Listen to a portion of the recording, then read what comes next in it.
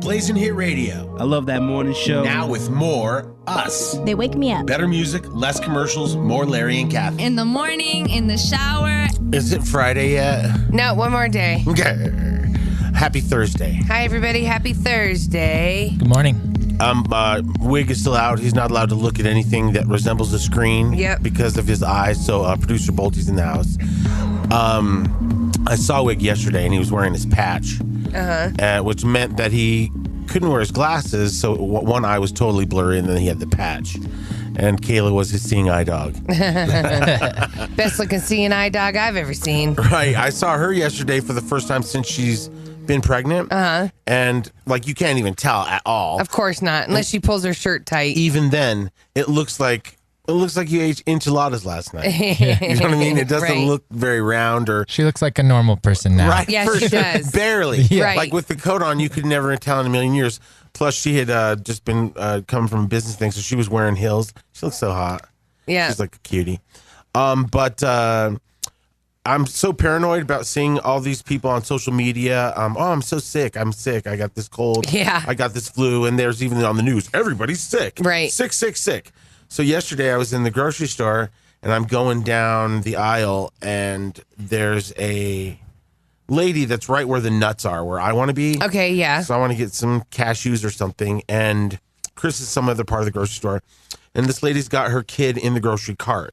And he's like too old to sit in the little part. Right, in the the front part, but he's in the cart. Right, and he's like, he's coughing, not covering his mouth. Totally. She's shopping. So I'm like, well, I'm not going over there. I'm not going to get sick because who knows how long the cough germs linger. Yes, and you're right. Right. And so I wait till they go like halfway down the aisle. Then I come toward the nuts, but I'm far from them. I'm eyeing to see if they even have the ones I wanted. So before you step into the cloud of germs. Exactly. So then I don't, because they don't have the nuts. So I go the other way, and I'm still trailing them. I'm like thinking, oh my God, the wrong turn. You pick up the wrong product that somebody else touched. I kind of want to know exactly. I know that sometimes they say, oh, if you don't wash your hands and then you rub your eye or something like that, that's how you can get the cold virus in you. But obviously, you could still probably breathe somebody's cough in and definitely. get it. Yeah. Right. No, last night, it's funny you say that because last night on Nightly News, they were saying it's like 50% of the country or something is reporting these flu symptoms. 46 states have like severe flu stuff. In New York City, they have had so many, New York and Boston, they've had so many issues of people getting the flu that the shelves were bare for any kind of medicine to give to them. And I guess a lot of it had to do with one of the places that made the medicine was in Puerto Rico. Oh, wow. And so it all got shut down when the hurricane came through, and they haven't been able to get more of the... back. But I was thinking, oh, my God, I'm so lucky, knock on wood, knock on anything, that we aren't getting sick. Because especially with my girls in school, I thought they'd definitely be bringing home stuff. So much so that I didn't even want to bring it up. It's one of those things like, why even mention it? Right, because now you're jinxing us. I brought it in to the atmosphere. Well, and then I noticed outside of the grocery store, there's these like 4 or 5 new parking spots right up front, and it's called, I don't know, it's something about, and my sister did it. She told me she did it. You order your groceries. Yes. And it's not where they deliver them. You come pick them up. You park in one of those spots, and they run your groceries out to you. That's cool. So I was thinking, wow, that's kind of, you're there. You could just go in. But no, it's the kids. Then you're around coffers. Right, but it's also I don't have time to shop. Hurry up, bring it out here, put it in my car. Well, I told my sister, I said, how do you trust that they're going to get the right produce or whatever? And she goes, they let you put notes in there. And she's like, I put in, make sure the avocados aren't too soft or too firm. So I guess, I mean. No, the people that I know I know 2 people that get groceries delivered. One's Walmart and the other one's King Soopers. And they both say that they pick the best stuff of the best stuff that gets delivered to you. Probably because they want you to do it again and come back. And if you look it over, you're allowed to be like, no, not these ones. And will they come get them and like bring you 2 better avocados? I don't know about that, but they take it off your bill and take them back.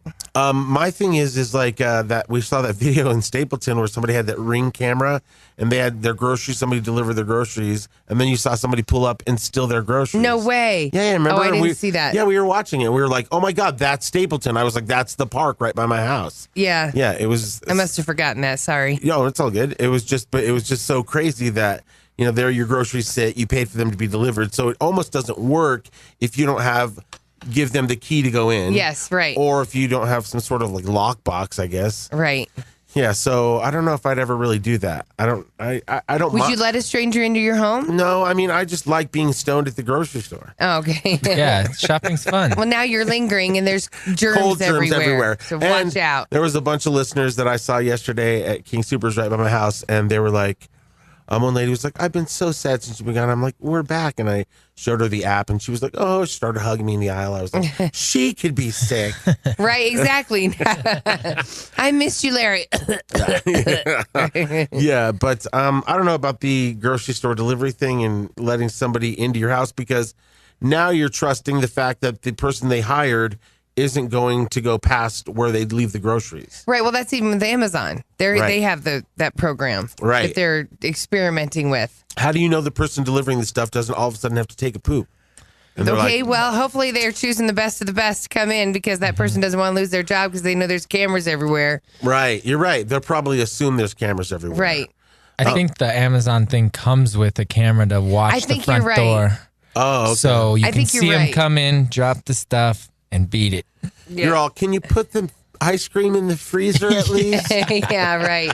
It's supposed to be above freezing today. Although, did you guys have snow on the ground where you were? Yeah, my car, I drove the car that was outside of the garage, and I had to, there was ice all over it and snow. Okay, yeah. Not tons, it was more ice than No, snow. it was more like just a layer of a frost overnight. For sure. Yeah, I went down to Colorado Springs. It was my sister's birthday. Yesterday? So, yeah. Phew. After about 3, I went down to Castle Rock, met my brother, and he took me down, and then we left at 4:30 this morning, came back up. What? So you've been up this whole time? So you guys been partying? I feel like Larry. Yeah. Right, when he says, I haven't slept since midnight. Yeah, I woke up at 4, so it's not that bad, but... Yeah, it's not that bad, but yeah. Hey, wow. we're thankful that you have 2 good eyes and you're available. I you wouldn't made it miss here it. safely. I wouldn't miss it. So you came up from Castle Rock, or from Colorado Springs this morning. How was it down there? Was there more snow down that way? Just frost. Oh, okay. Yep, not bad at all. How old is she? She just turned 24. Oh, okay, so you guys probably went out for drinks and stuff? No, just lunch, dinner with my mom and dad, step parents. It was cool. Nothing major, and then watched a movie. What? Yeah. I'd be like, it's a school night. I have to leave. You haven't slept at all? No, I went to bed at about 11 after the movie. Normal. Oh, okay. Normal. Yeah. You get 5 hours. Slept that's on my good. brother's couch and then just rolled up with him. It was cool. I had a long time to talk and hang out. That's cool. Chris and I did the dumb thing of, let's take a little nappy wap. I know. At 6, and then you guys were calling me for a conference call. Yeah. And I didn't hear it, whatever, slept through it. So then we woke up at 9:45, and I was like, on the group text, hey, I'm up. Yeah. And so I read that this morning. I was like, is he serious? Did he honestly try to reach out at 9:42? Well, the agent called me back, so I got all caught up on everything. Cool. So it was cool. But it's funny because then Chris and I got up, and we're like, okay, I guess we'll be up for a little while now. And then so we do this thing where we're like, if somebody goes to the bathroom, then we might all of a sudden just turn everything off, take the dog and disappear upstairs. Okay. So the person comes out to a completely blacked out house. They're like, oh, I guess we're going to bed. How long were you in the bathroom? No, so he did that to me, right? So I came out of the bathroom. I don't know however long it takes, enough for him. I could tell what he was doing. I heard him go, come on, yo. Okay. And I heard everything being locked up, and I was like, wait for me. So we went to bed at 11, so I went to bed at the same time as you. Mm-hmm. Good. And Oh, so you're well rested. No, I got up at 3. Yeah. So, yeah, happy Thursday. Happy Thursday. Everybody's working off of 4 hours of sleep, and they say if you want to not get sick, you got to get sleep. Lots of sleep. And nobody gets sleep anymore. It's the reason I do go on those naps now, because I don't fight it. It's like when your body's telling you that you're zonking out, do it. For real. If you can, if you have that window, if you're lucky enough. That's when you have your best sleep. Right. You have an Totally. opportunity to go to REM.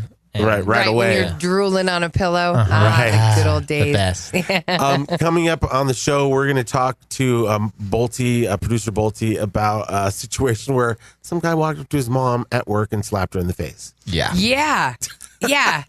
And He got his. It's a crazy story. It is crazy. It's hilarious. That's coming up next. Blazing Hit Radio. Good morning, you guys. Now with more us. You rock. Better music, less commercials, more Larry and I Kathie. just love you both. Producer Bolte filling in for Wiggins. Get well soon, Wiggins. He will be back tomorrow. So producer Bolte was telling us a story about his mom and some guy at her work, and we were like, well, that seems inappropriate. Totally. So my mom, we're just hanging out for my sister's birthday, and she brings up this situation that one of her coworkers actually went up to her some random time and like slapped her on the face and said something to her like, "Hey, Carol, you got to do this." Okay. Like in a hard way or like a fun way? This hard. Okay. It's too hard. Okay, so like for another person, your jaw's still getting moved. Right, and the only person that can get away with that is if you're like besties at work. Like everybody knows you guys have hijinks, or you have that interaction. Like she's hit him and he's hit her back. Yeah, like a funny, playful thing. But if they're not like that and he did that, that's like boundaries. Was he degrading her? Was he like you need to get work done? Like you're losing it. You're sleepy. Trying to be joking.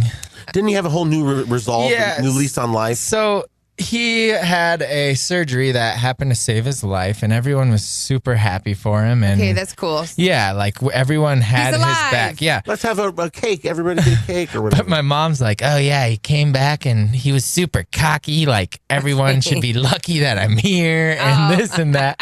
And instead of being just thankful and appreciative, humble, right? He took it a different way. Yeah, this is the new me. Yeah, this is my world. He can get away with anything. He would never slap my mom before the surgery. Okay. Yeah, so after that happened, she said... So wait, back up real fast. So they were just chilling like in a break room? They were in a meeting? And like in her office, like around other coworkers as well. That's crazy. Yeah, okay. So it sounds like it do they have a playful relationship where that was like made sense, or was it completely out of nowhere? You guys know my mom. She's definitely Fun. into joking, and that's totally cool. But this guy just had been rubbing her wrong and then on one constantly. So he went and did this in front of other coworkers, and other coworkers are like looking at her like, "You let that happen?" And she told us the story, and I'm like, sometimes when something's happening, you can get caught off guard. Yes, because it's happening in real time, and you don't know, like, you're not offended until 5 minutes later when you really think about it. Like, well, wait a minute, that wasn't right. Right, like it was like when that former boss's wife tried to kiss me. I was thrown off completely because I didn't know why it was happening, what was happening, and so I didn't know how to respond. I didn't know, should I be offended? Am I supposed to laugh like everybody else? Yes. Like, I didn't know what to do. Yeah, so she, like you said, she was just in the moment, just let it go.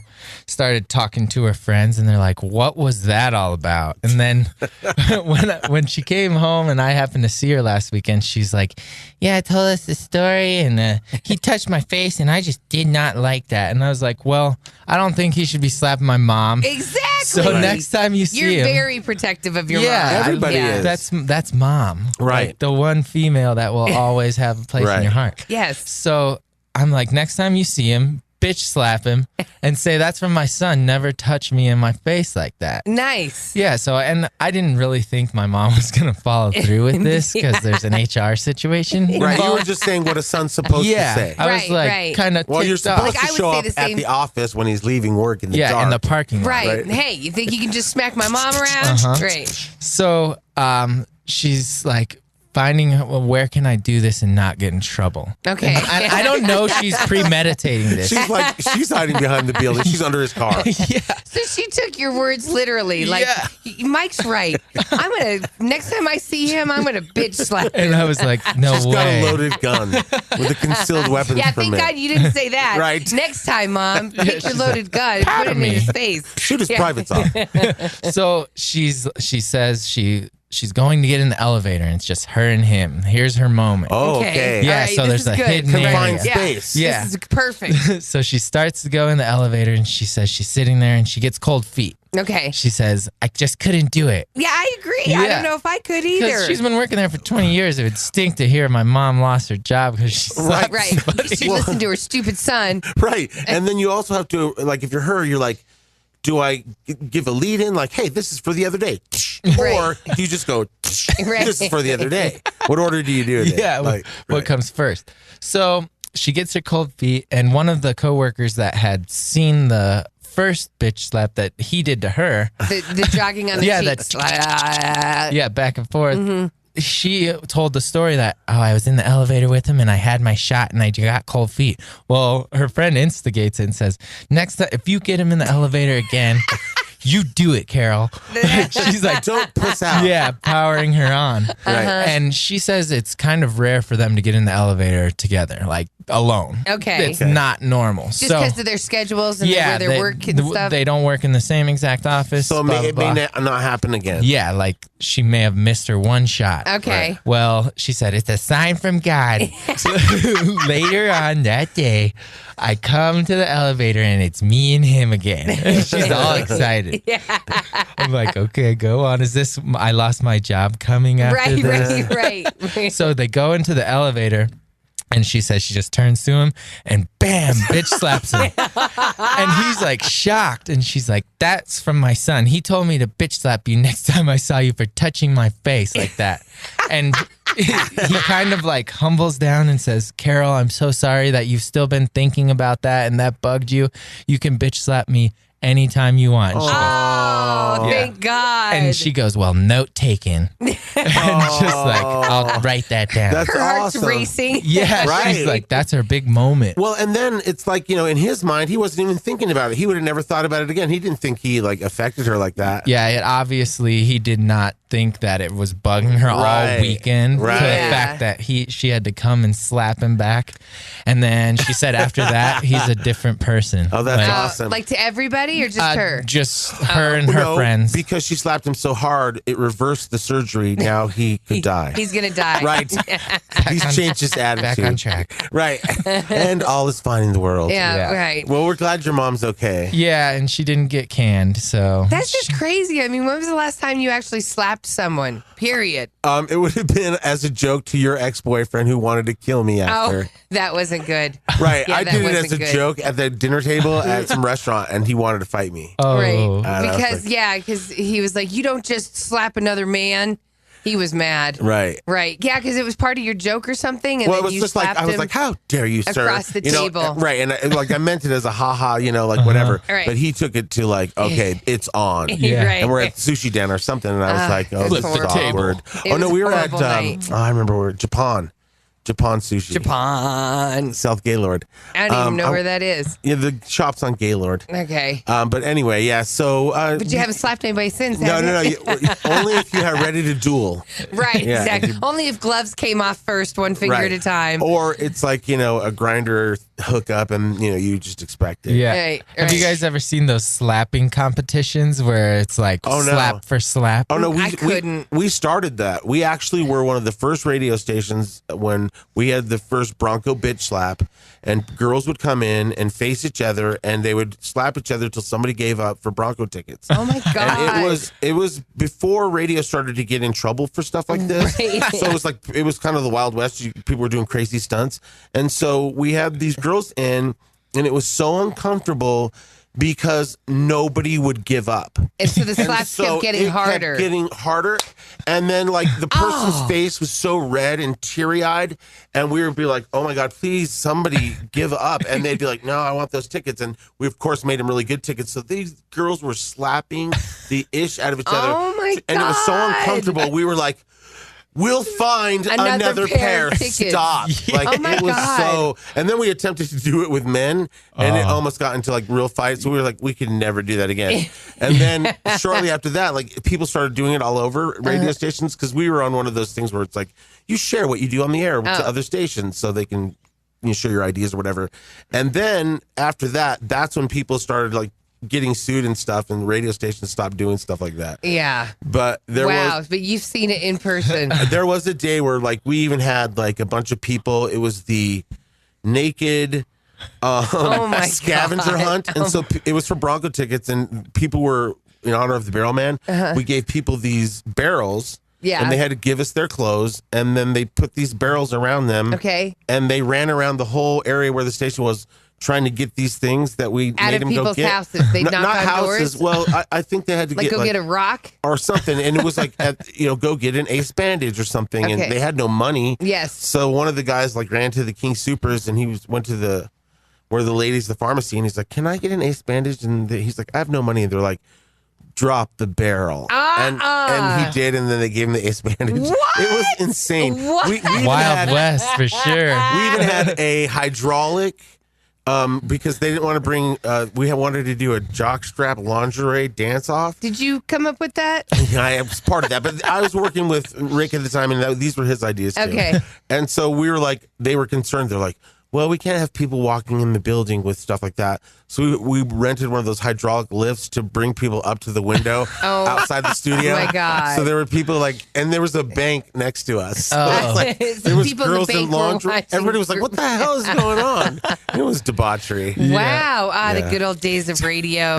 See, slapping just makes you mad. It doesn't hurt as much as it pisses you off. That's why guys end up getting in fights after a slap competition. Yeah. Because they end up just saying, screw it, let's fight. Right, exactly. Because when you think about it, I mean, just the blood starts rushing. Yeah. You know, like you've been jolted. It starts getting worse. Pisses you off. Yeah, it catches you off guard to the point where it would make you mad. All right, we're bringing it back. No, we're not. Monday Slap morning, off. the Blazing Hit Radio bitch slap. Oh, God. Call or text us now I'm so excited. on the YOLO Rum phone line. Alexa, will you be my friend? Of course we can be friends. 303-728-3420. You seem very nice. All right, so I have a friend, Cliff. You know Cliff and Lisa. Yes. They live in Los Angeles. She works for Lionsgate, and he does stuff for movie companies or whatever. But they grew up here. Right. So they live in Los Angeles, and they did that thing where some company comes out and like sprays your whole front yard with snow. Oh, how cool. Like you see in movies. Kind of, but I guess what they did was, so you could see it there, Wow, that's cool. it looked extravagant. I was like, are you guys the 1%? Yeah, Like, I know. How much money are you making? Right. So I was like, what did that cost? And apparently, like, you have to like buy the bales of hay first. Okay. And then these guys come out and they deliver the hay. And Yes. that's like $400. Jeez. And then you have some guys that come out to put the bales of hay in certain areas to make a sledding thing. Oh, so they don't use the actual snow to pack. They use the use hay to make the hill? Yeah, they kind of Okay. do. So then they put the snow on top of that. So that would require more snow. Right. And so the way they make the snow is giant blocks of ice. Oh, okay, so that's real snow. Right. Technically, it's not just like a styrofoam or something. Right, like how you would make a like snow cone or something like That's that. cool. Right. So then apparently you have to pay for the ice, and then after that is all said and done, when everything's done, you have to pay for somebody to come and get the hay, and the whole 9 yards. So I guess So it's a lot of money. it was like $3,000 or maybe $4,000, Damn. and it was for his birthday. Okay. So I was like, okay. I mean, some Does parents he just really go out. Does he just miss the snow? His kids have never had snow. Okay. Right. So this was their thing. That's really cool, though. No, for sure. And I was just like, ooh, somebody's making too much money. And he was like, it was one of those things that we started that we couldn't stop after it started. And he's like, we would never do it again. But I was like, I hope they let other neighbor kids Oh, no, come for over sure. and enjoy it. I don't. $5 there's other a piece. photos. that's right. how you make your money back. That is how you do it. So I'm Looks like the kids are happy. Oh, no, for sure. His family's so adorable. So I was talking to him yesterday, and he was on his way to Disneyland, and he was like, I was on the speakerphone with him, and I don't know how long it takes him to get to Disneyland, but it seemed like we were talking for a long time. He was really kind of chewing my ear off. So then all of a sudden, his youngest is in the back seat, and he goes, I hear him during the conversation go, "You okay, buddy?" And he's like, "Yeah, okay, you're okay." But you think are you getting sick? And the kid's all, "No," whatever. So then the next thing you know, it's like he's like, "You coughing?" He's like, "Is that spit? Wipe that up. Here, wipe that up." And he's still driving. I was like, Okay. And then he still continues the story. So anyway, blah, blah, blah, blah, blah. And then all of a sudden I hear him go, "Oh my God." "Oh my God." He's like, "You're really throwing up." And I guess the kid was just throwing up everywhere. And he goes, "No, it's a damn smoothie your mother gave you." He's like, it smells. And then he's like, "Oh my God." And like, I guess the kid was just soaked in throw up and sitting in a puddle. And he goes, "I got to get off the highway. I got to get off the highway." And I'm listening to the kid being, And then I go, "Oh my God, dude." I was like, "You have to go buy him a new outfit if you guys are going to Disney." Turn around. The day's a wash. Right, he goes, "Well, there's no place around here to buy him an outfit." And he goes, "I told her not to give him that smoothie." And he goes, "All right." He goes, "Hey, little guy, we'll go to Disneyland tomorrow." And you hear the gurgling. She's all, I gotta go. So I hung up. I was like, I wish that was on video. I would have loved to have just seen his face going down. Wow. Yeah. Fake snow, Disneyland, smoothies. They're in a whole other LA kind of life. I told him, I said, hey, Cliff, I was like, it was before the throw up incident. I was like, all I need you to do when you're at Disneyland is stop and get Kathie and I eat your caramel apple on your way out. And he's all done. So then when the kid threw up, I was like, well, there went that. No more caramel apple. He was going to FedEx him. Oh, damn it. So close. So close. But is this kid okay? Oh, yeah, I guess he's fine. But like, He is now. And smoothie, that must smell like horrific. like banana or something. And then he said that when he was in the car, I heard as he's checking on him being sick, he's like, man, that kid's watching a movie on the TV. He's like, he gets motion sickness pretty bad. So it was probably, and he said that way early in the conversation. So I got to hear the whole thing play out. So wish you well, Cliff, and your little guy. Yeah, totally. We're going to do stupid news next, if that's cool. Yes. But speaking of sick, yeah. we have some people on the text line real fast. Yeah. I just came back to work today from being sick. Ugh. It started on Saturday, and I still feel horrible. Crackers and water are finally staying down. I probably should have gone to the hospital. I might only work half a day. I just wanted my bed. See, but then she's bringing, no offense, but then you're bringing it in to other people. I've heard. And they get sick. I've heard you're most like giving it out before you're super sick or in the beginning. Yeah. I hear Like toward 2 to the 3 end, days. Right here toward the end, you're not as contagious. Right. I don't know. This one says, you think the grocery store is bad, Larry. The dispensary is worse than anything.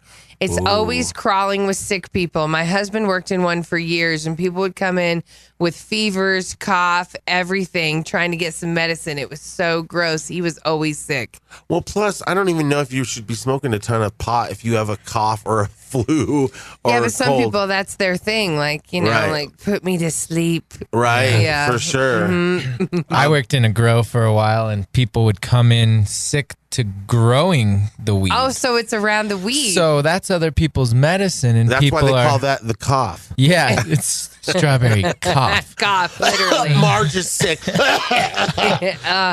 that's on a whole different level. Yeah, now, yes, you're right, it's because you're coughing the germs on the plant. Living plant.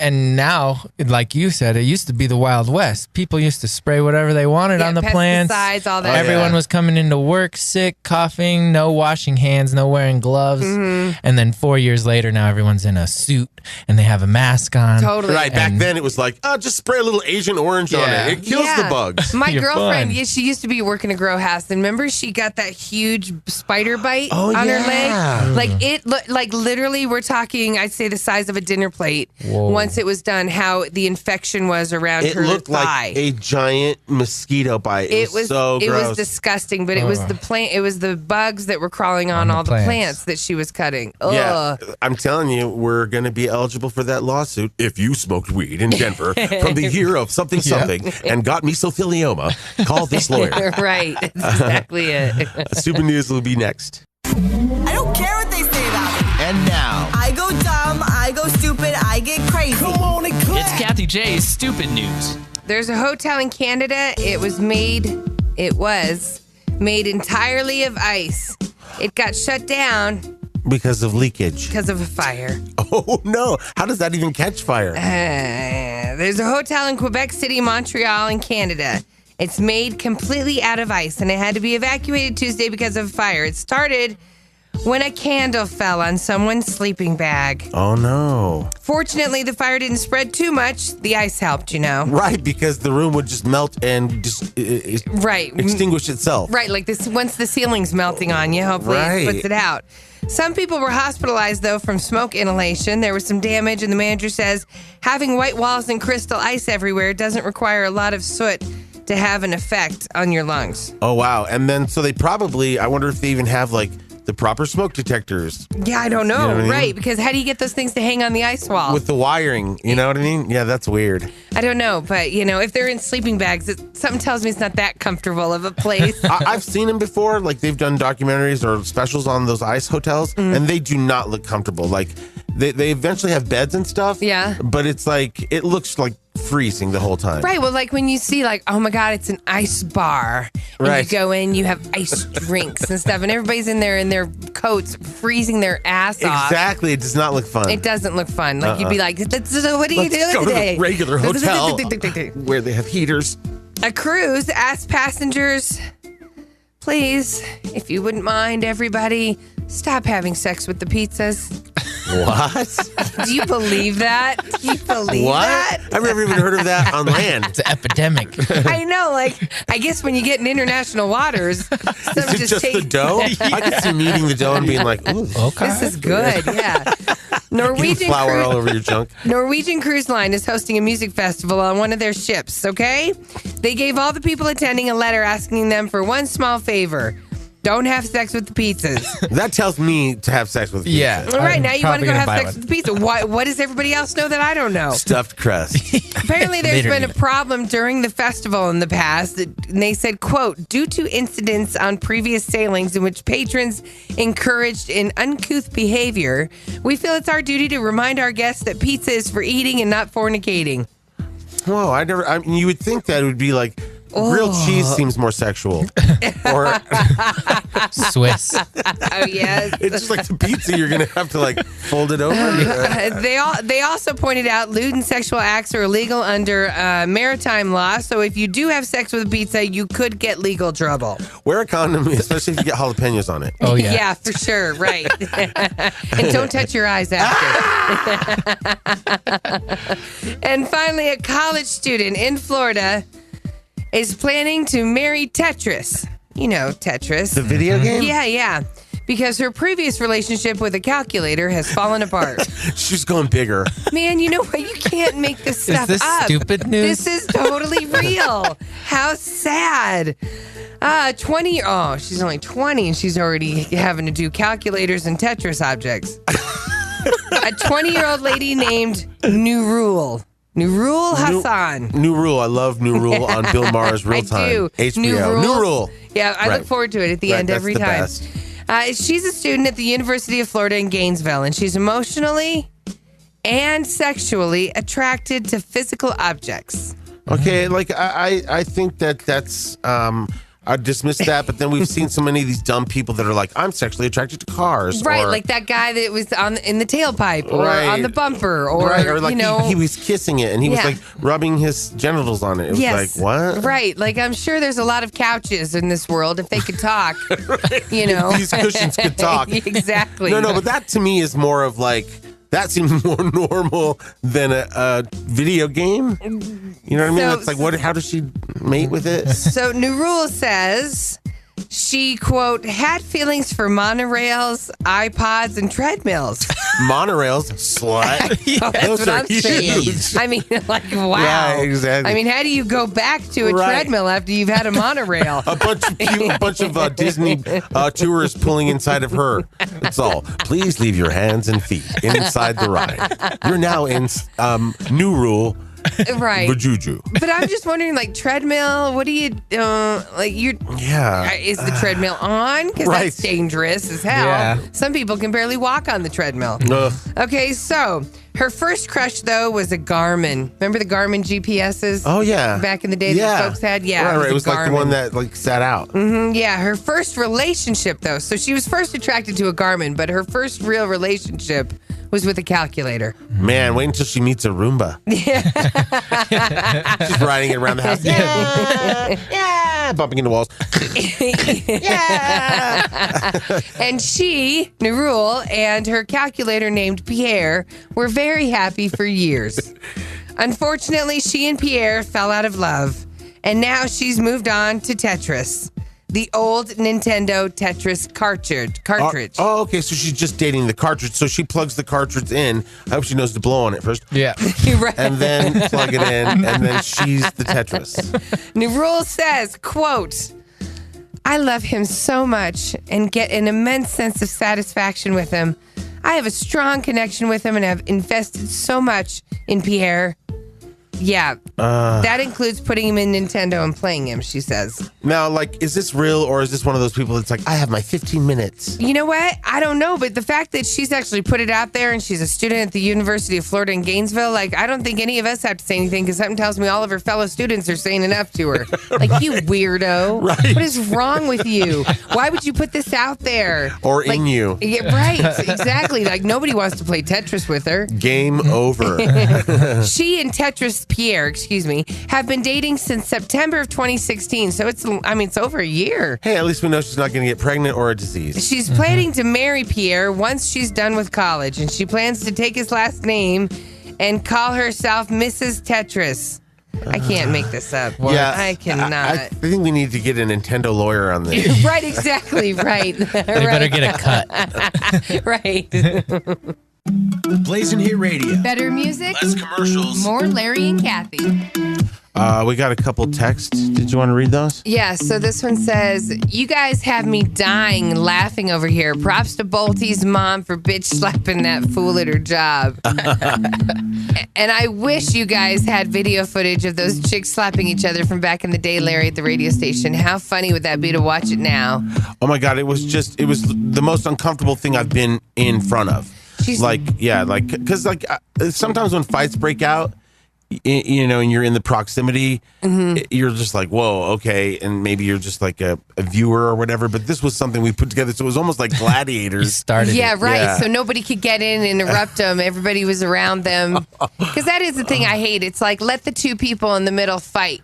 Versus the 12 people that jump in and start punching other people. When people start that. Jumping in, to me, you all are cowards. You guys just need to get out your angst. And this was a bad idea. Right. You know, like, because I want fair fights. You know, let it be a fair fight. Don't bring a knife. Don't bring a gun. Make it a fair fight. Nobody jumps in. Exactly, and nobody jumps in. It's like for the Bronco bitch slap, it was like at the end, their faces were so swollen and red on the side they were getting slapped. We had to actually at some point change cheeks because we're like, all right, at least get slapped on your fresh side. But these people were in pain, but still, I guess not enough to ever give up. No. Wow. Yeah. I mean, Bronco tickets back. They were winning Super Bowls back then. Exactly. Right. Yeah. Someone said, "Hey, was that in the 90s, Larry? I'm gonna slap that scrunchie out of your hair, bitch."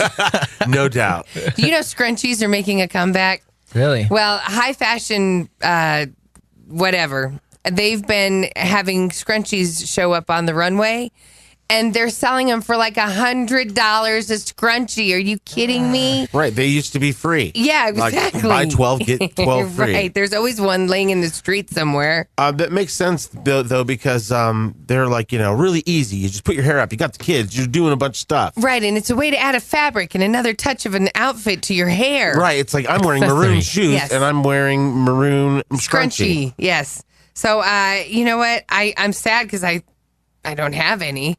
I wish I never really can find you some. Never really got into the scrunchie thing. I think I had 2 of them. That was about it. Right. It's more of like when you're doing your facial. Yes, exactly. That's what it is. Right. Okay, so you guys are big. Larry Ulibarri on sports. He's a big sports fan. Huge. Definitely. And Bolte, you're a Bears fan. Yeah. Okay. So, and like so much so that you've been Mike Ditka I was Ditka for Halloween. Right. So 40%, so almost half of NFL fans think that if they come to the game and with the costumes and the face paint, that they're the ones that are influencing the outcome of the game. Oh, right. But half of people think that they're the one that, because I put this outfit on or because I put the paint on my belly, I am going to make us win. There's people at home that are like, don't move that football. That has to stay there. Yes, or you got to touch this. On right, you got to touch Sunday. this 5 times on the door frame. Do. Mm-hmm. Yes. Right. Ticketmaster conducted a survey on fan behavior at sporting events and asked 1,000 fans how they thought their behavior impacted the game. For starters, I'm more of like thinking screaming helps. Yeah. So 90% of NFL fans, and I would agree, I'm part of the 90%. Especially since we're known as a loud stadium where we can drown out and make some quarterback not be able to hear his plays being called, and we just scream. And I've been to games where you scream so much you don't have a voice the next day. Yeah. For sure. So 90% say, oh yeah, I can influence the outcome of the game as fans, as a crowd in the stadium. Right, do your feet. Yes. That I agree with. Right. Remember, because Peyton would always tell everybody, calm down. Hey, quiet down. It's our turn. Offense is on. Okay. Diddle. But then more than 50% of fans say that cheering and chanting can influence the outcome. That's kind of the same. Right. Right. But here's the thing. 40% say the face paint and the costumes and the dancing. That's what really influences the outcome of the game. Okay. Well, I mean, every little helps. And then 4 times, and it's 4 times more men than women that say dancing and costumes influence the outcome of the game. It's not women, it's guys. I like going to a game and like being in the section where you look over your shoulder and you're like, oh, there's 8 shirtless guys and they're all hot. Yeah, I've never been at that game. Usually it's a bunch of beer bellies when I'm there. I never see hot guys with their shirt off. Ever. Sometimes it's like half and half, like only 2 good guys or 3. Yeah, there's that. Right. Mostly dad bods. Right. There, right. It depends. 40% of NFL fans say they're superstitious.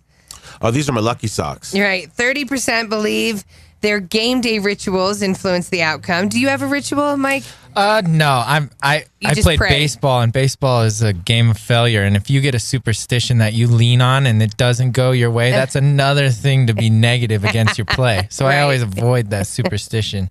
Right, because it's like you're already paranoid enough about the win or the loss or what's going to happen. Mm-hmm. You don't need to be like looking for your lucky jockstrap. Right. 18% of fans say that if they don't tailgate, it's not going to win. They're creating the wrong energy from the get-go, and then the team loses. Those are alcoholics. Yeah, right, totally. And 30%, 3 out of 10 fans would give up a free trip to Tahiti to see their team play in the Super Bowl. If I got tickets to them playing the Super Bowl, maybe, but I don't know. Tahiti? I don't know. Let's hear Hawaii. Is it all expenses? Is it a nice hotel? Why Tahiti? Right. Yeah. 10% of millennials would be willing to give up their job to see their team play in the Super Bowl. Well, that's because they're all working at Arby's. Yeah, exactly. They don't have a good job to begin with. I was looking to quit and sponge off my parents anyway. And this one's probably the worst, the most extreme. 1 out of 10 people would give up their hand. For a Super Bowl victory? For a Super Bowl victory for their team. Okay, you know what? Your team goes to the Super Bowl. They're all happy making millions of dollars. Meanwhile, you don't get any credit for giving up a hand. Right, you can't even high five. Yeah, after the win. Isn't that sad? Oh. So many high fives are going to be happening, and there you are. Exactly. Mm-hmm. That's definitely a Browns fan. They haven't won a game in 2 years, so. Okay, did you see the Cleveland Browns parade? Yeah, they did a losing parade. So they did a losing parade. Like the city did? Yeah, because they're the worst team. 0-16. Oh my God. They haven't won ever in so long. And so they literally had a parade that went in a circle, like a zero. Shut up. Shut up. Yeah, no, for real. And they had, there was other funny things that they had in the parade. Yeah, a bunch of fans with no hands. Yeah.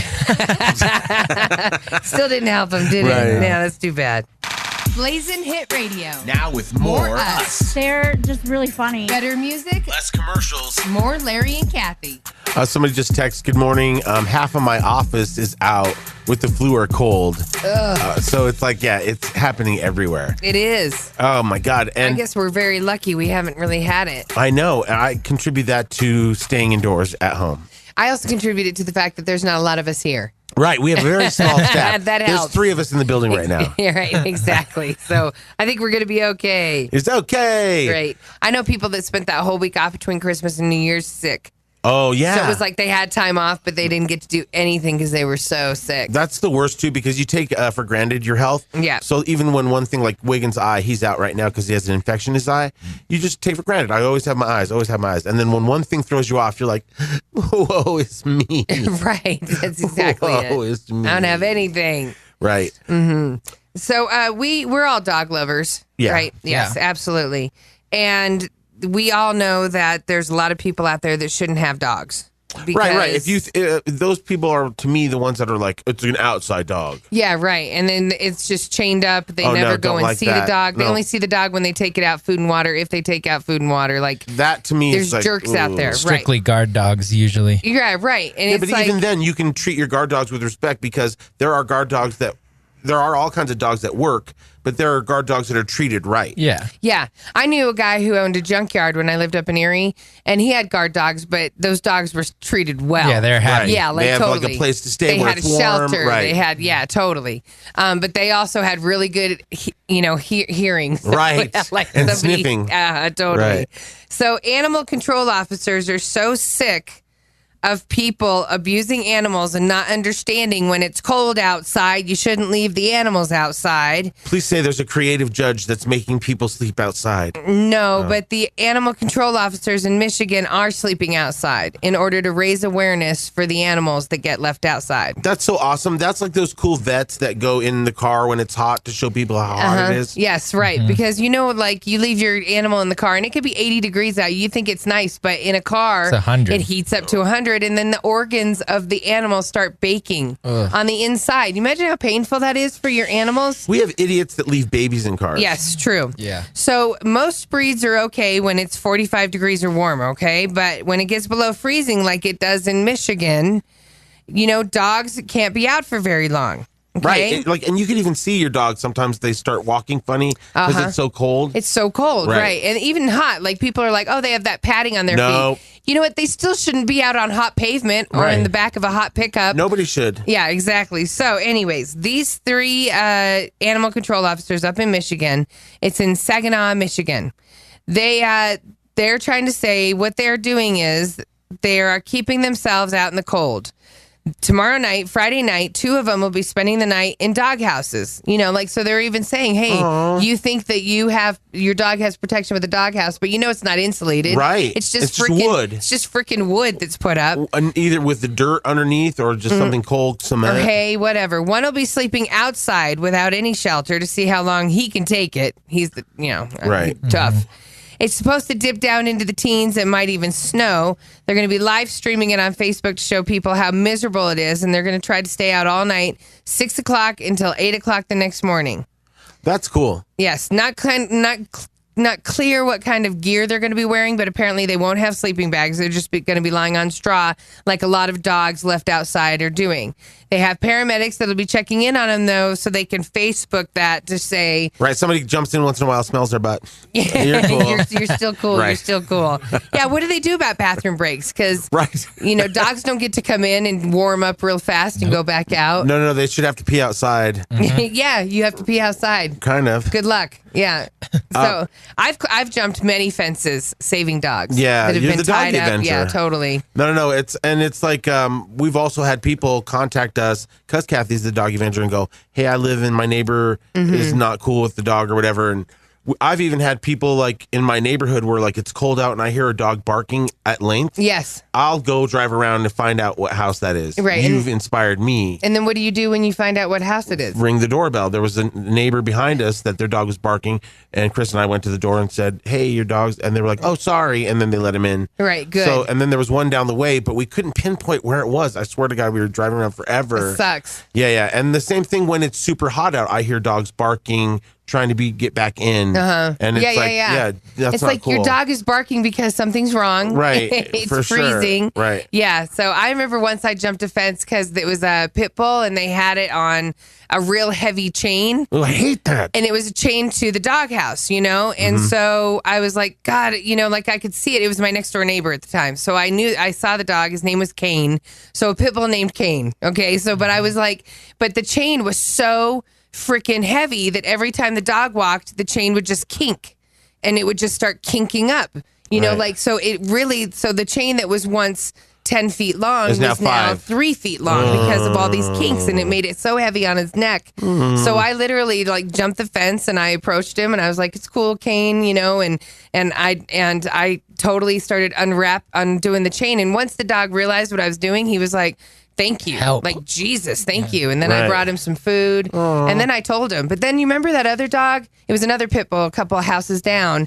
It was trying to jump a fence, and they had a chain link fence, and then they tried to put a wooden fence up against it. Right. So the dog was trying to jump over that into another part of the yard. And obviously, when he used his back legs to spring off of the wooden fence, it slipped down in and got caught into the chain link. So he was hanging there off of his back foot. And so I was like, you had to lift him up. I got home from work early and heard a dog screaming in the neighborhood, and I found it 2 houses down. I jumped that first fence and saw him there hanging. And so trying to pick up a 50-pound dog with your weight, and I'm trying to tell him, it's okay, don't bite me. Right. And then he realized I was there helping him, and the paws, like the parts of his paws were stuck into the parts of the chain link. Right. So it took a second, but I got him out, and then he was so like relieved that someone helped him. Like, dogs just want you to help them. They're not there, and they're super they're smart, not there too. for you to abuse them or take a bad day out on. Like, they're unconditional love. They're there for a reason. They were given to us as gifts of love. And so, we all got to help when we see one in danger. Absolutely. Kathie, you've made so many people doggy avengers. Yes, and I love it. Yeah, and to the point where, like, I had to, sometimes when you see a dog that's on the side of the road and there's nobody around. Oh, I hate that. And then you're like, oh my God, I have to help this dog. And then rarely do they come toward you. Yes, that's what I hate too, because they're scared. They're like, I don't know. Right. So sometimes it's better to back off because I don't want to chase him in farther from where he knows where he's at. But anytime that they're, hey, come here, little buddy. Yeah. Which is like 1 in 5. Right. Then you can bring him home, and I've done that before. I had him hop in the car, and then you look at the tag, and then just drive him home. And hopefully they have tags on. Right. Yeah, that's the thing. A lot of dogs don't have tags. It makes you feel good when you can take them home to where they belong. I'm telling you, the microchip is such a good investment for your dog, because if they don't wear collars, somebody can still get them, take them to a vet or a shelter. They ring the microchip on their neck, and then they know where they go. I think the future is those dog collars now that can track your dog, so you always know where they're at. Hell yeah. And then they even have like a Fitbit in it, so you can tell your dog, hey, fat ass, walk around some more. Oh, yeah, the dog knows what you're saying. Right. Blazing Hit Radio. Better music, Less commercials. more Larry and Kathie. Kathie, I think it's time we probably should get a little Coke. Yeah, it's time. Yeah. It's I always thought I was going to avoid it, but, whatever it takes, right? now it comes in flavors. Yeah, it does. We're talking about Diet Coke and Coke. Oh, okay. Yeah. They're launching new, trendier flavors, everybody, and new, trendier cans so they can compete with the new, trendier drinks and try to get people to start drinking their Coke again. Right, because sales have dropped off because everybody realized it's just sugar, poison water. Yeah. And that it's keeping everybody fat. So, they've really tried to get creative, and they're like, hey, we have Coke, but it's in a little tiny can, fat ass. Yeah, so right. You drink less. So you drink 2 of them. Right, and then they have like 3 new kinds of Diet Coke. They have Coke Zero, Diet Coke, and then that one in the green can. Yeah, right. The sugar cane. Right, right. Stevia or something. Although that old lady, that 104-year-old lady that we just had that said she drank Diet Coke for every day. Right. Like, they should get her on a commercial. Right, it's an elixir. So people at Diet Coke were like, wait a minute. Somebody else is selling a diet drink and they're taking all of our customers? What do we have to do to get on this? Buy that company? So, yeah, right. But they're not doing that. They're actually trying to compete with them by launching a sleeker design for Diet Coke cans. Oh, to try to blend in with like Red Bull or something like that? Actually, LaCroix. Oh, okay. The sparkling water. Oh, that your husband those are drinks. super popular. My best friend drinks it. They're in my fridge right now, actually. They're super popular. And Izzy. Everybody drinks Izzy. I can't drink those. Why? Just because it's a trick, because it smells like the flavor. Yeah. But there's no flavor. So you drink it and it's like that. It's kind of, I can never drink like Perrier or sparkling water. Yeah, I can't drink those either. I can't drink club soda. But some of the LaCroix, I'm like, okay, I taste a little bit of cherry here. Right. I think if you're dieting, because a lot of people I know that are health conscious drink those, and so they already have lost their taste buds. So to them, it really tastes like cherry. Right. And is how I look at it. Well, and it's sometimes better than the aftertaste of a diet soda, I think. Yes. Yeah, I'm not a big fan of that. I love diet soda, though. Cans are 12 ounces still. So even though the cans are sleeker, they're still the same 12 amount. ounces. They're taller and narrower. Okay, kind of like the Red Bull cans. Kind of Red Bull cans, exactly. Right. Now, the new Diet Coke flavors are ginger lime. That's very trendy. Mm-hmm. Twisted mango. Okay. Very trendy. Zesty blood orange. Everybody has to have their blood orange. And feisty cherry. Okay, which is just cherry. They've added the word feisty to it. We don't know why. Yeah, right. It's packed with cherry. They're all, the female demographic likes to be feisty. They like the word. It's a buzzword. Right. It's not slutty. It's feisty. You're going to see all the new cans and flavors in the stores later this month. I'm willing to try them, aren't you? Well, is there any that are not diet? Like, are they helping with the regular sugar fat people? No. Oh, okay. But something tells me that these are still going to have sugar in them. Oh, okay. So these are not all diet. No, they're all diet. Excuse me, but something tells me that their version of diet still isn't a LaCroix. Right, 10 calories or something water. like that. Right. But the Coca-Cola is still planning to sell traditional Diet Coke. You can still get that if you're addicted like the old lady. But no, I tried to make cocktails with Chris's like waters, and it doesn't work. Yeah, you're always like, wah, wah. Right, Mom, I'm going to have to put 2 spoonfuls of sugar in here. Exactly. Do we have any grenadine? Right. Do we have anything? There's also something going on right now about red meat. Speaking of everybody trying to lose weight and Diet Coke. Be healthy, blah, blah, blah. go plant-based. Not everybody's going plant-based, Larry. Red meat is still the nation's economic soul. I know. It's also destroying the ozone. Yeah, totally. But Americans are eating more burgers, chicken fingers, and bacon than ever before. Really? I thought there'd be a little trend of the other way. I thought so too, but so much so, they say that Americans in particular, want their meat so much, their red meat, that people like you, Larry, are searching out ways to have something that tastes like the red meat. Right. The Beyond Meat burger is amazing. Right. So you're part of the study. Right. Okay. Because they're saying that we love that flavor. Right. So even people not trying to get away from it are still wanting the flavor. So products are creating it. Right. So the thing is, everybody loves a big burger, a big, nice, cheesy hamburger. And so the fact that I could recreate that, or they recreated it, the Beyond Meat burger, is everything. Because I now have that sensation. And you can now buy that burger not only at Alamo Draft House, you can buy that burger at BurgerFi, which is, they have the Beyond Meat burger. BurgerFi's yummy. Have you eaten a BurgerFi, Mike? It's on Broadway. It's good. More households, and especially households with lower incomes, most of them are more likely to say, I don't know what a meal is without meat. Oh, no, for sure. A meal isn't complete without some sort of meat. That's my family. I think that's most growing people, up, really. My dad, right. 1/3 of families with annual household incomes under 50 agreed with not complete without meat statement versus 27% of households with incomes over 50. And if your income is more than 100, then those are the people that are okay not eating red meat. Well, because they're seeing the trends as far as health goes in the sense that, hey, you can make an amazing meal out of cauliflower. To me, it's they can afford to do it. Because you have to have money to eat the fancy plant-based stuff. Like your BurgerFi burgers. They're the same. They're even less. Your Beyond Meat burgers are less expensive. than hamburgers. They're about the same price. No, they're not. Yeah, they're like $5 for 2 patties. Right. No, you can get for $5, you can get something that makes 6 patties of regular meat. Oh, okay. Right. So they're a lot more expensive. All right. And the meals that you get are $5 for a frozen Amy bowl as opposed to you can get 3 for $5. A hungry man. Of a hungry man. Right. Right. So the more money you have, the more you can afford I know, but to eat better. I've heard people make that argument, and it is true. It costs to eat healthy. Yes. Especially if you're seeking it out in restaurant form or whatever. But I've also seen people that thwart that argument by saying, hey, I'm literally buying vegetables and I'm not buying meat, so that cost is off. You know what I mean? I'm not buying the expensive chicken breasts and all that other stuff. Conventional meat that is 85% lean, which they say if you want to have a good burger, you got to have 85% lean beef. It's $4.99 a pound, whereas if you try to go organic, that's almost $9 a pound. So right there, that's a lot of money when you're doing.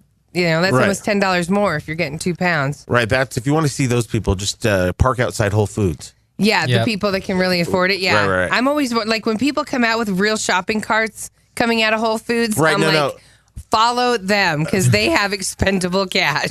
Right, because they have the little cart. That's where, you're like, okay, I'll get the little cart. I don't even get a cart. Usually I just go in to buy one thing. Something. Right, exactly. But the average, consumption of red meat and poultry per capita is forecast to hit $222 pounds per person in 2018. So that's up from, it's up 5 pounds from 2017. It's up almost 12 pounds from 1998. We like our meat consumption. We want it. I don't, like, I was telling Bolte this, producer Bolte, I was like, I don't miss red meat. I don't miss pork. I don't miss really even fish. But I once in a while will see a commercial for chicken and go, chicken was pretty good. Yeah, you know what? That Tupelo honey, have you eaten there, Mike? No. So it's down off of like Wewata and 19th. I've told Larry about it before, but they have some bomb-ass fried chicken there. And yeah, you know, it's got like this honey bee dust, they call it, on it. I don't know what it is, but it's crack. It's Sounds awesome. delicious. Totally. Oh, and they've actually made some good strides in making fake chicken. So kind of like, you know, last night we ate fake crab cakes. How was it? They were awesome. I put them on a salad, like a slaw, and put lime on them and made a tartar sauce. Now, do you think it's just because you haven't had the real taste in a minute? No, I mean, because it really can trick me. Like, in other words, I think I could make tacos or nachos and trick anybody, really. Yeah, no, when you made me that bologna sandwich, it was awesome. So it's kind of took like, me right back to the trailer park. Right, for sure. And to know that it was just healthy was great. Right, for sure. But then, you know, you also have to watch your soy intake because they say, like, you know, you can't have too much soy. Yeah, totally. And it can, like, make you be like all night. And so, like, after I ate those fake fish cakes all night, I was just like, this was just last night. Right. So should Bolte and I be like scooting away from you? I get it out before I come here. I'm not a public farter. You know this. That's Wiggins. He'll be back tomorrow. Yeah, and coming up next in an odd story, we're going to talk about a new smart pair of underwear that we'll probably be buying for Wiggins. Yeah, exactly. Call now. 303-728-3420. Blazing Hit Radio. I'm sorry, I guess I dialed the wrong number. Call or text now. Hello? I know your secret. Ew, what's that smell? Let me check your underwear to find out. Yeah, especially Wiggins. Wiggins is out, by the way. He's got an eye injury, and he'll be back tomorrow. Producer Bolte's in for Mike. Yes. I mean for Wig. Well, we gotta pick one name for him because sometimes we call him Mike and sometimes we call him Producer Bolte. For branding reasons, we just have to call you one thing. So it'll probably just be Producer Bolte. Yeah. I have to stop calling you Mike. There's too many mics out There here. are way too many Mikes. Right. Right. What is your family? They call you Mike. Yeah. Okay. Michael when I'm in trouble. Did you Michael. for sure? Michael. Michael. I call him Michael. Do you have a nickname that you can Bolt. share? Bolte. Oh, it's Yep. Bolte. Or The Bolt. last name Bolt. Just Bolt. Oh, you're not that cool, don't you? Oh yeah. It's Bolt, Kathie. It's fast. I think of just a round metal bolt. Like, that's I was giving you sort of credit and doing bolt lightning of lightning. bolt. Right. Yeah. That's when I'm on a chopper.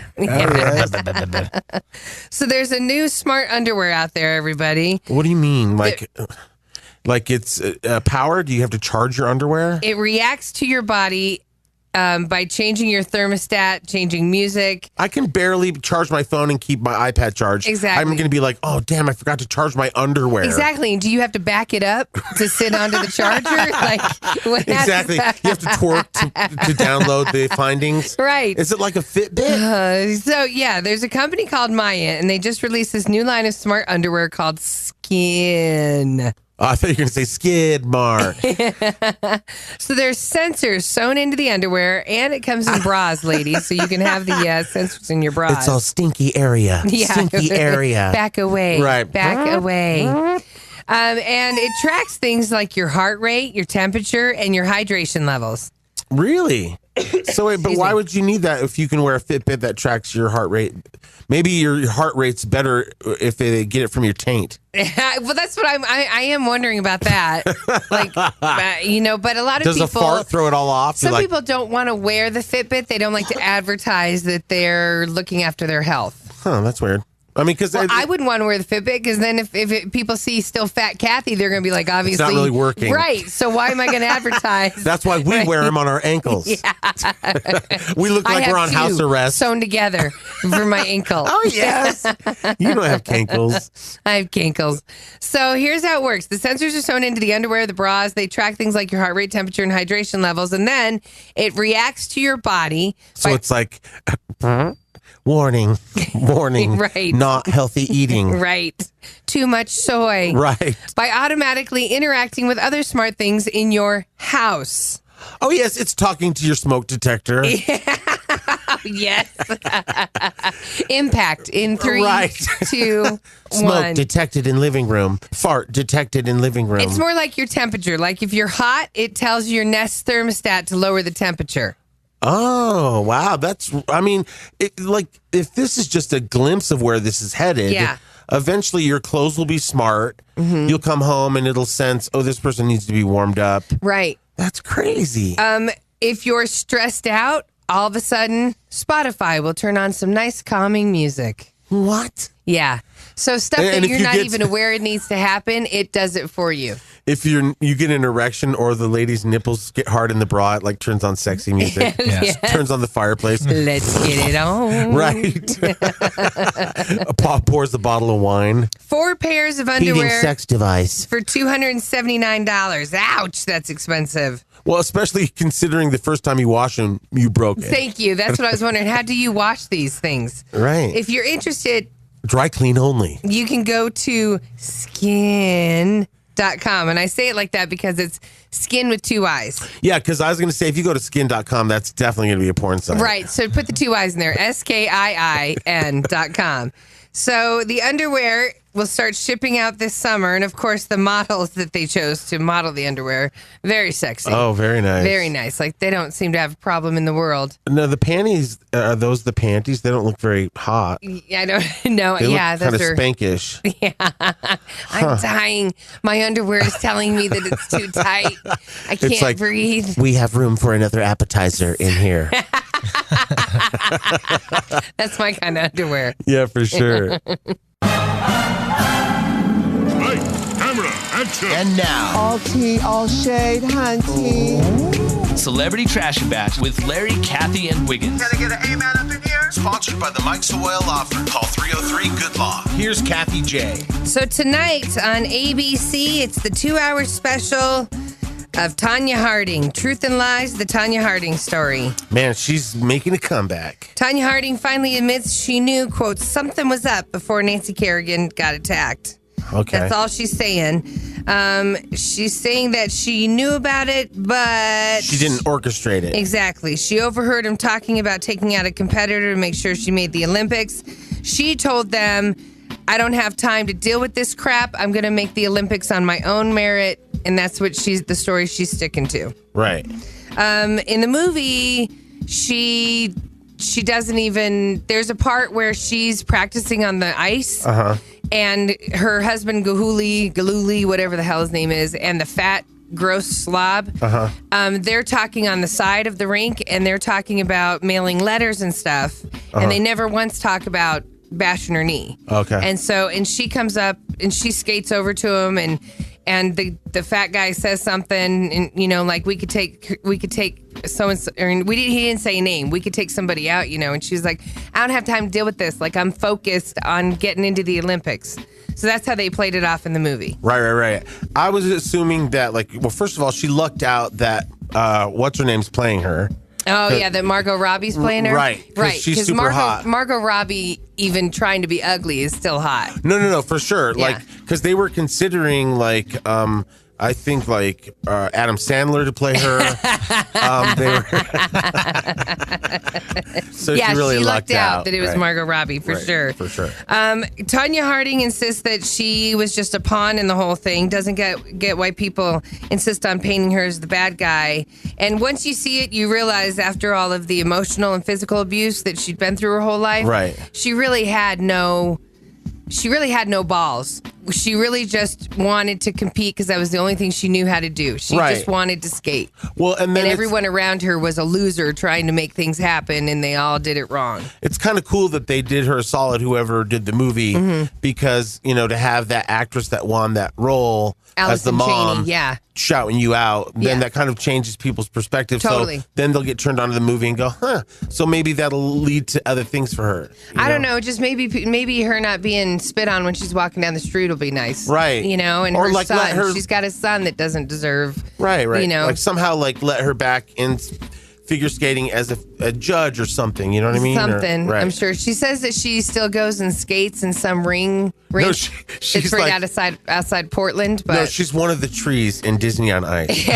She's like a tree, and then at some point she's but she's on the ice. Right, exactly. Okay, she's on the ice. So that's tonight, everybody, if you want to watch it. But I say you should just watch the movie because it was such a good movie, not just the story, but how it was filmed. Right. Like they bounced from documentary style to breaking down the fourth wall where it would just be the movie and all of a sudden the actor would look at the camera and say something. Well, that's crazy. And you never realized, it was seamless. It was like a whole new way to do movies. It was pretty awesome. I'm definitely seeing it. Yeah, you know totally. what? And you haven't seen Star Wars. You want me to see I, Tonya, and I want you to see Star Wars. So would there ever be a day that you and I could just do a movie back to back? Wouldn't that be awesome? Back to back. We could figure this out. All right. I bet you we could. Right, and then you get the large popcorn and it gets a refill. Yeah. And the large soda gets a refill, so we're set. Oh, yeah, we should do this. Right. And then we're only paying for one movie, right? Right. Okay, no. totally. Okay. No, we can't do that. Are you kidding me? Oh. Come on. I'd be too nervous. We've been here all day. Okay, so speaking of Star Wars, Larry, I hope I'm not ruining anything for anybody out there by saying, because I haven't seen it either. Dies. No. Oh. Apparently, there's this weird alien milking scene. Do you remember that?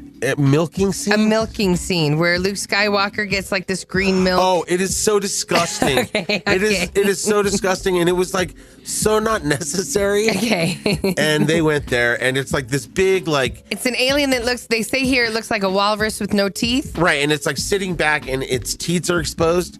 So Luke goes to it and then just squeezes this giant nipple that's bigger than his hand and fills up this bottle with this green liquid. Gross. And then he just drinks it and it gets all in his beard. It was like, disgusting. Did we really need that? What was the purpose of that liquid? Because he was nurturing himself to come back and he's getting in shape. So, okay. That's his power shake. Well, it turns out that alien was a huge pain to make, and it was a huge pain in the ass to film. See, yeah, I would assume that would have been all digital, and then they would just put the green liquid in. I don't know. So the director, Rian Johnson, wanted it to look real. So the guy who designed the alien, instead of doing CGI, they built an 18-foot tall animatronic puppet. With 6 nipples. They flew it by helicopter while they were shooting in Ireland. They needed a half dozen puppeteers to make it work, including 2 who climbed inside it to work the teats. Right? Oh, God. That's awkward. So Mark Hamill, Luke Skywalker, and Daisy Ridley, they were the only other people on set, even though the milk looks apparently disgusting in the movie. It's like a light green. Everyone says it tasted pretty good. Oh, gross. Which makes that even more disgusting. Right. Oh, yeah, you're definitely going to want to, you'll remember that scene. Right, Daryl, that's why I didn't breastfeed forever. Yeah. Oh. Okay. Black Panther. I'm pretty excited to see Black Panther. We know you are. Comes out February 16th, and the hype for it is real. Marvel's Black Panther is getting so much hype. Pre-sale began Monday night. Fandango says it was nuts. Black Panther is now the best-selling Marvel movie in the first 24 hours of advanced ticket sales. That's awesome. Totally awesome. Previous holder was Captain America: Civil War. Okay, that was a great movie. Yes. So a recent Fandango survey of 8,000 people found that Black Panther is the second most anticipated movie of the year behind Avengers Infinity War, which comes out in May. Infinity! I want to know how the Thor movie was because it's still in theaters. I could still go see it. I've heard nothing about it. Yeah. Good or bad? I heard it was good. To me, it looked so cheesy and old school looking, but people that I know that saw it said it was fine. Okay. I mean, it'd be Chris the only Hemsworth. one. Can it be that bad watching him? Right. I don't want to not see any. I've seen all the Marvel movies except that one. Yeah. So I was just you gotta go see it. Fine. Now you'll have to go see this one. Chadwick Boseman is the title character, Black Panther, and he's an amazing actor. So you know it's going to be great. Gillian Anderson, X-Files just started again, and she's saying, I'm done. I'm done with the X-Files. They just did it. I'm over this. They're like, in this scene, you will milk an alien's teeth. and then you will drink the milk. Yeah, that's probably why she said, I'm done. I'm over this. Right, because, well, she's like been doing a bunch of really cool, serious stuff since. So I'd imagine it'd be like this again. Yeah, so she agreed to just come back for one season. That was the 6-episode season in 2016. She had house payments due and stuff. Maybe. She agreed to return for the current season, which premiered last week. And she said, there's lots of things that I want to do in my life and in my career. And it's been an extraordinary opportunity, an extraordinary character. And I'm hugely grateful. And David Duchovny says he's fine continuing the show without her or letting the season last. Chris Carter says that while he feels like the show could go on, he won't do it without both Scully and Mulder together. Right. Well, you know, hey, Kelly Ripa went on. What do you mean? Know what I mean? Oh, like, yeah, without Michael Strahan. Exactly, so. right. And now doing she's better fine. for it. She got her equal. Like she came in a doll package, and Ryan Seacrest is the male version of that doll. Totally. When they're standing next together. Ken and Barbie. Yeah, it totally. is Ken and Barbie. And you know, every single day after the show ends, they never say, "Let's go eat." Ever. Right. Right. Or they've never uttered this word. Ooh, donuts in the break room. You're kidding. Let's go. Yeah, never. Right. Did you hear about this big pay difference between Mark Wahlberg and Michelle Williams for the reshoot of that movie? Oh, yeah. Something like it was like he totally got gypped. It was like the girl that was on E that kind of took it in the Kat shorts. Sadler. Right. Yeah, right. In which we can get into that too, man. Right. Because he's trying to defend themselves. Man, and Kat Sadler came out and was like, E is full of ish. Right. Okay, but Mark Wahlberg. So, you know, Kevin Spacey, the scandal, that blew up. And then he filmed this whole movie, and they were like, we got to reshoot it with a different lead actor because we got to save this movie. It's so good. Yes. So Christopher Plummer came in, they paid him some money, and he reshot it, and they did it in a couple of weeks. 10 days, right. All the Money in the World is the name of the movie, and critics say it's a good movie. It's about the richest dude in the world. Really? His grandson got kidnapped, and he wouldn't give up any money to get him back. Whoa, that's cold-blooded. But it's a true life. This is the Getty Image people. Uh-huh. Okay. Yes. So Kevin Spacey already filmed the movie. He actually plays the rich old dude. Okay. And so they had to go back and reshoot all those scenes that Kevin Spacey were in with Christopher Plummer. Well, to do that, they had to get a lot of people to come back, including the actors Mark Wahlberg and Michelle Williams. Now, Michelle Williams, it's sad because... She looks like she would work for Soup. Yeah. Like, she's like, it's okay. I just have short hair. Right. And she's doing an interview where she said... it's not just us. There's like 800 people that worked on this movie. I would do it for free to make sure that it could get released so that people could go see it. And people are like, hey, did you hear that? She said she would do it for free. All right. That's exactly the problem. Whoa. She did it. Reports are saying that she got $1,000 to come back and film that. And what did Wahlberg get? $1.5 million. So somebody has a great agent, somebody has a terrible agent. They have the same agent. What? Yeah. So, and here's the other thing. Michelle was nominated for a Golden Globe for her performance in the movie. Wahlberg was not. Nothing for Mark Wahlberg. Whoa. Yeah, but you and I had the same agent, and you got good money, and I didn't. Well, yeah, but I mean, that to me was like, first of all, I was like, in radio for 10, 15 years before I even started with you. Right. So I had a lead up that was a totally different career. So, but then, yeah, I didn't, when we were going back and forth with our agent, I never discussed yours and Kendall's numbers. Right. You just worry about yours. Right. But I mean, and he would like not, I would be like, well, he would just No, it's not your fault. Thing. It's definitely the agent's fault, and it's my fault for not sticking up more. But if Michelle Williams would have maybe stuck up more, she could have gotten more money, but she was too concerned about the rest of the people, and she was willing to come back and do it for nothing. She's the nice girl. She's sitting there saying out loud, I do it for free. Yep, exactly. And they're like, we already are, we don't have an extra budget. Fine, she'll do it for free. The rest of the actors came back for free to help keep the costs down. But Mark Wahlberg got $1.5 million to come back. And by the way, that is 1,500 times more than Michelle Williams got. By the way, when we started our new venture and we were starting this, I completely agreed to make the same as you. Yeah, so no. I mean, when it was dealt with the agent, yeah, I mean, I was like, I wasn't privy to your numbers. I wasn't privy to Kendall's numbers. He was just dealing with my numbers. But eventually, when I found out, and then you wanted that to be, No, for sure. Cool right. No, it was cool. It was cool. Right. Very cool of you. So, but Hollywood lost its mind over it. Jessica Chastain, Judd Apatow, Amber Tamblyn, they all started doing tweets like, this is ridiculous. Yeah, but now it's too late. It's not like they're going to be like... She's been in the industry for 20 years. Oh, yeah, she's not going to get any more money. Right. Although, if Wahlberg was cool, he'd be like, hey, I bought her a new Lamborghini. Right, exactly. Maybe you should, Wahlberg, because it doesn't make him look good. Right, but then at the end of the day, he's the smart one.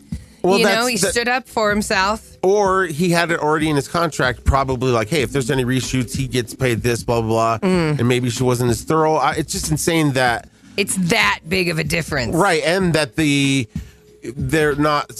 agent should be like, you're damn right, she deserves more. You know what I mean? Like, he should be trying to fix it. Totally. But they were like, isn't Michelle nice? It's a man's world still in so many ways. Yes. And going back to that guy that had started the whole #MeToo movement, Harvey Weinstein. Did you see the video? What's he been up to? Did you see the video of him getting slapped in the restaurant? Okay, so somebody came up and slapped him. There's video of it. Was it a lady? He was at a restaurant in Scottsdale, Arizona. So I'm sure people in Scottsdale, you're not expecting Harvey Weinstein all of a sudden right, to show up. That just looks like a fat guy. You're right. You're not thinking that's him. It's like just some scary guy in the corner. So there he is. And as Weinstein is leaving this restaurant in Scottsdale, Arizona, Tuesday night, a guy named Steve approaches him and gives him the backhanded slaps to the face, 2 of them. So maybe he probably slept with his daughter or his wife. No, but then he tells Harvey Weinstein, get the blank out of here, you piece of blank, blanking with those women. Oh, so it was just a stranger. It was a stranger. Huh. But here's the thing. You would say, oh, that's cool. A stranger, just Harvey deserves that. You know? I mean, like, in other words, like, I thought it would be like I was thinking like somebody that, you ruined my daughter's career. Yeah, it wasn't any of that. Not in Scottsdale, Arizona. Right, so, But here's the thing. Earlier that night, when Harvey Weinstein first sat down for his meal, Steve, the guy who is in the video slapping him at the end of the night, went up to Harvey Weinstein and was gushing about what a fan he was and asked to take a selfie with Harvey. Harvey declined the photo, but still had a nice, polite conversation with Steve. And then Steve told TMZ that Harvey was rude and belligerent, but there's audio proving that Steve, the normal civilian, is lying. It was a normal, polite conversation. So apparently, after he had that conversation, he probably went and talked to his friend. And his friend was like, we should do something. Yes. This is our 15 minutes. That's exactly you have access to him. Yeah, go hit him, and then we'll be all over TMZ. Right. So so there he is. We're showing the video right now. Producer Bolte pulled it up. But he really gets a good slap in on Harvey Weinstein.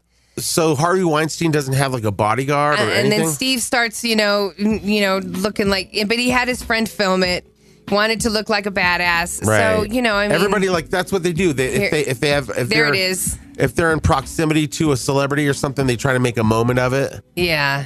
Oh, he didn't hit him too hard. Actually, he didn't hit him very hard. It was on the back of his hand. It was just like a tap. Like my mom. Yeah, right. Your mom probably hit him harder than that guy did. Yeah. But now people, it's on TMZ. People are watching the video. He better go to another city. Speaking of, right, exactly. You might find him in Lakewood, Colorado. And finally, Harvey Weinstein's divorce with his estranged wife, fashion designer Georgina Chapman, has been settled. She's walking away with 8 figures. They made it to the 10-year mark, so that means she gets a lot more money.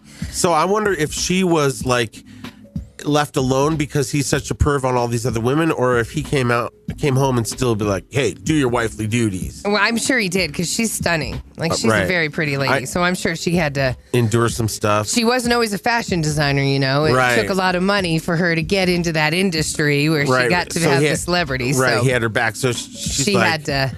Yeah. The sources saying is close to $20 million, but she's got her own money as well. And then she also gets, houses like the Hamptons Beach House and blah, blah, blah. I'm no psychic, but I see a younger, hot husband coming. For Georgina? Yeah. Totally, right. Like 20 years younger than her. Do it, girl. Do it.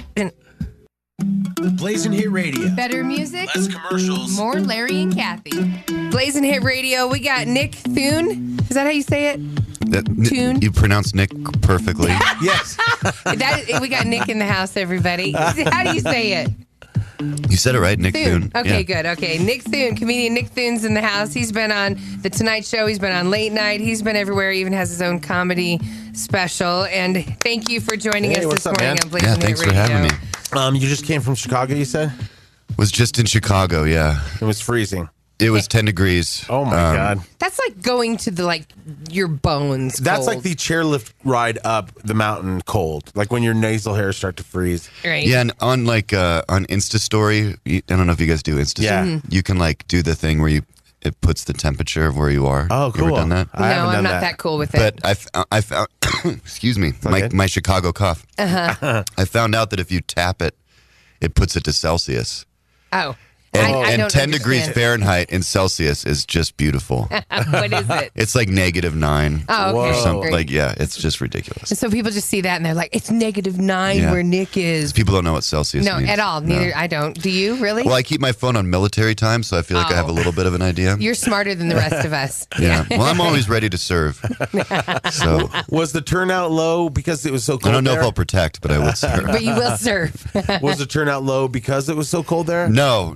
The thing about the Midwest is weather doesn't stop people. Oh, they're used to it. True. Yeah, and Chicago is, for live performance purposes, the best, I think, town in America. Oh, wow. People Wait. Yeah, I don't know. I mean, I will say that. You've been here to Denver. No, I plenty. love Denver. Yeah, Denver's you know amazing. Comedy works, yeah. right? But Chicago, there's something about it. Like every band that goes, it's just your favorite city because it's kind of like people go out. Doesn't matter. It's like a baby New York. It's like one of those big cities where. But they're without the pretentiousness. Right. Yeah, you got that right. But Nick's going to be at Comedy Works downtown, which I love Comedy Works downtown. Small little area, but. It's like a cave. It's a cave. I mean, maybe I would say Denver is my favorite city if I didn't almost get brutally attacked last time I was here. Oh, no. Okay, what happened? Well, set it up. What happened? I had a show. I was doing whatever the festival is in August that the Grawlix guys do. Yeah. Okay. And I was at 1 a.m. walking down. Well, let me just set up with what I'm wearing first. Okay. I had. That's obviously part of the story. Right. I had put on a pair earlier in the day. This is what you do when you're going to perform at night. You want to feel comfortable on stage, Right. And I'd put on these green pants and a white floral shirt that had green leaves all over it. Okay. That almost looked like they were made to be together. Uh-huh. It sounds like a look. Are With we going? boots. Are we going Hawaiian leaves, or more like a pot leaf? What are we going here? It's not Hawaiian or pot. Okay. It's just a nice pattern. Okay, And there's okay. little birds in it, but it's just a nice shirt. Okay. But I remember looking at the mirror before I left, thinking, this isn't you. But I was like, you know what? Go to Whole Foods, get your dinner. And if you need to come back and change, if you don't feel comfortable in a public, okay, that's smart. Yeah. But I go through line at Whole Foods, and when I go to buy my stuff, the guy behind the counter says, "Hey man, I gotta say, your outfit, you look like goddamn Indiana Jones on vacation right now. You look like Indiana Jones on vacation." See, I'm still wondering if anybody's ever said that to you, never take that outfit off. That's what I'm thinking. I'm like, that's a compliment, right? Right. The look in his eyes, it was like he's never seen anything cooler. And that's what I knew. I'm not changing. Right. I'm not changing my outfit. Like mad respect for the outfit. But okay. in Harrison Ford's famous words, I'd say, I got a bad feeling about this. I should have had a bad feeling. But instead, you're like, I'm cool. And this is, I can say any words on this, right? Oh, yeah. Okay, so then I go do my show, and at 1 a.m. I'm walking back down 16th Street. Mm-hmm. I forget where I was staying, but it was right off 16th. It's a walking street. Yeah. You're supposed to be walking on it. You walk down there. 16th Street Mall. Empty. Yeah. I don't know if I was by a Sbarro. I don't know where I was. Okay. But as far as I knew, I was alone. And then from behind, somebody trips me. What? Like they kick one foot so that it crosses your other foot. Okay, that's messed up. They really want to harass you. Yeah, like the old junior high trip. Right. And that's a thing here. I mean, like they've done news reports on don't stay on 16th Street Mall too late, and it's like This is why. Yeah. Okay. So I turn around and there's two guys. Damn. And have you fallen or did you just catch? No, just kind of. It was a very non-threatening trip. Okay. Yeah, but still, there's no such thing. if there is Yeah. anything, right? And I turn around and there's these two guys, and these are the words they said. That's why I'm going to say them. He said, "Hey, why are your pants so tight?" Here we go. And I'm like so shocked by him saying that word. And then his friend goes, "Probably because he's a fake ass." Okay. Yep. And I was just like, whoa. And the rage in their eye, like I don't know if it was angry because they wanted me to get those pants off so bad so they could have their way with me. Yes, they could wear them. First of all, like I've learned in my lifetime, knowing that when people are that homophobic, those are the two gayest guys on 16th Yeah, that's Street what I Mall. figured. Right, Yeah. right. Like you said, they wanted to get your They pants were off looking and for a sex guy with like you. me. Exactly. And then it made them mad how goddamn good those pants looked on me. Right, Exactly. right. And they just you're didn't know how to taller than react them. like the guy at Right. Whole Foods. The guy at Whole Foods gave me respect. Yeah, Right, for sure. Okay. So I like look at him and I go, listen, you can't say that word and you can't trip people. That's where you went with this? Yeah, Okay. like, what are you guys doing? Right, okay. Right. And then I turn around thinking, well, they're just going to be like, yeah, he's right. What You are we turned doing your with this? back on these I two turned men? around like I'm just going to walk away. no, and then they Nick. pushed me and tripped me again. Oh my Right, God. absolutely. And then this time one gets on either side of me and they're just calling me that word over and over again. And I'm like, I mean, for the first time, like helplessness and fear kind of settle in a way that I don't know. Mm-hmm. And I start thinking thoughts like, I've got a 7 a.m. flight. I'm thinking, am I going to see my son tomorrow? Yeah. Right. How's this going to end? Are they? Do curbs taste as bad as they look? Where's the sucker punch coming? And this is at what time? This 1 is at 1 a.m. Okay, and there's not a lot of people out. Nobody. Whoa. It's empty. The street is empty. You got But then homeless here's people, why I right? love Denver. Okay. And in that moment, from across the street, somebody yells out, "Hey, are you Nick Thune?" Nice. And I look awesome. over and it's a guy in a chef's outfit, like having a cigarette when he's like obviously getting off work. And I was just like, yes, Yeah. I am him. And he's like, are you doing a show? Thank God. Which is just like, this isn't a show. This Right. isn't like Nick Thune in the round Right. on Right. 16th Avenue. But Right, still- you're all with no cameraman. But still, Right. now you've taken away from the threat of the two men standing there. 'cause Yeah. there's You're not a alone. witness. Well, yeah, And now now he's somebody walking knows across you. the Oh, he's street. walking to talk awesome. to you. And he's like, but he doesn't get the situation. He doesn't He's know what's just like, happening. he's like, Nick, up for them, dude. That's What's awesome. up, dude? What are you doing? And so these guys like kind of walk away confused. And then They're going to Google who Nick Thune is. they did immediately, actually, and they came back to apologize. Are you Whoa. kidding me? What? See, The guy was like, whoa, so whoa. sorry, we just Googled you. So Because we they were found out you're so weirded somebody. out. Yeah, and we just want to say sorry. And I was just like, that's fine. Then he put his hand out to shake my hand, and I was like, yeah, Hell no, I'm just like not going to touch you. And the guy was like, come on, man. And the chef was like, Thune wants you to take a walk. And the chef like ushered him out. Then the chef walked me back to my hotel. That's Like, hella so cool. dope. like every chef should. Right. Hey, but back up real fast. So when the chef came over and the two dudes wandered off, did you tell the chef what had happened? I was trying to. Okay, you were like, they were about to jump me. Well, I was trying to tell him, but the adrenaline was kicked in that he was asking me just, Other questions like about being a comedian. Why are you in Denver? Did you have a show at yeah, Comedy are you Works? going to be on TV again? And I'm like, Oh. what? That's a horrible question. What is, Right, what- but here's who are you, Uncle Rod?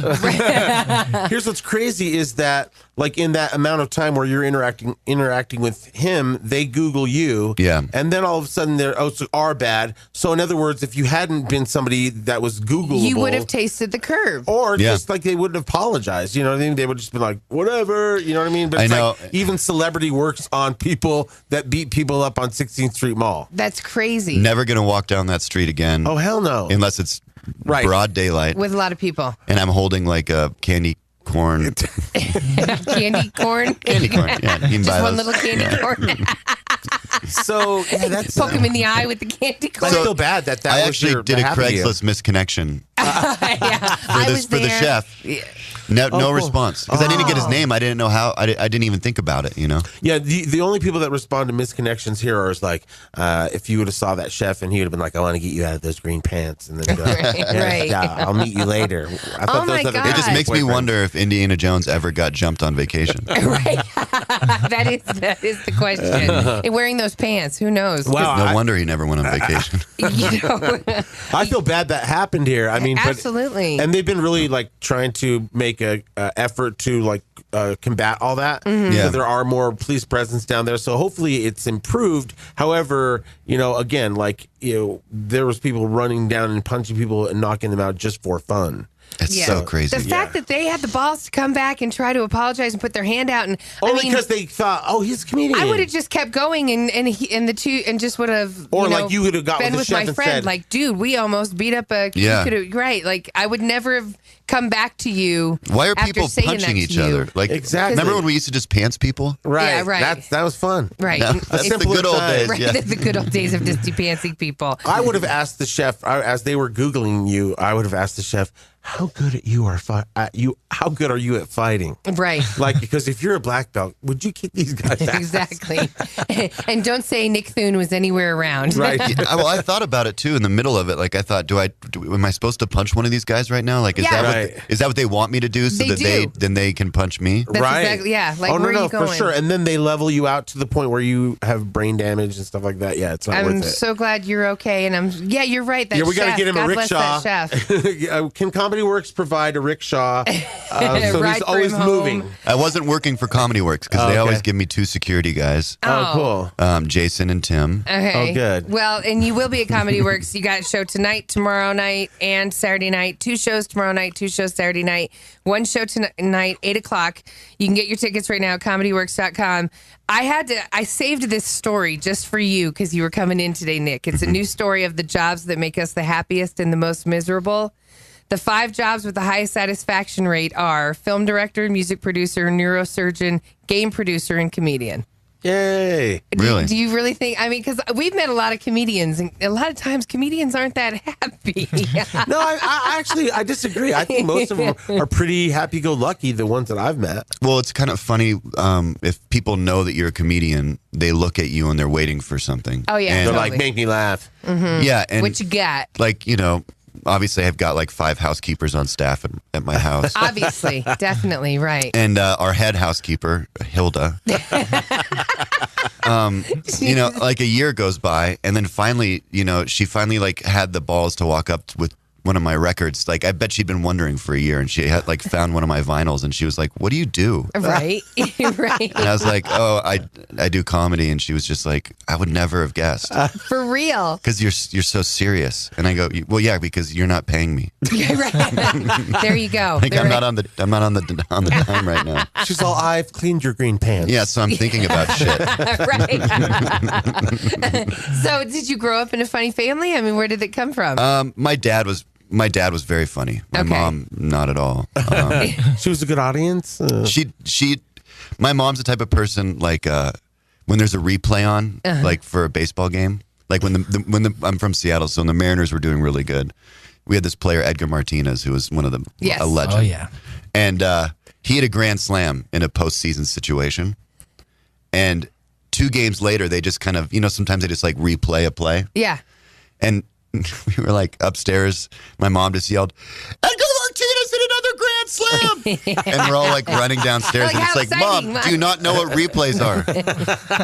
And that's just her level of getting things. Gotcha. Okay. That's most moms, I think. Right. Yeah, really. So did she get your dad's jokes, or did she just? I think she always just kind of rolled her eyes. My dad was just the way that I could put my dad, and he wasn't a joke teller. He was just very interesting, and people liked him a lot. Mm-hmm. If you're at when you're at a restaurant and if you like kind of get into it, like, "Oh, tell us about what happened at the thing the other day," and you start telling a story, right? 5, 6 people at the table, and then the waiter comes over and interrupts your story, right? And then takes everybody's order. Yes, right. There's 2 different people.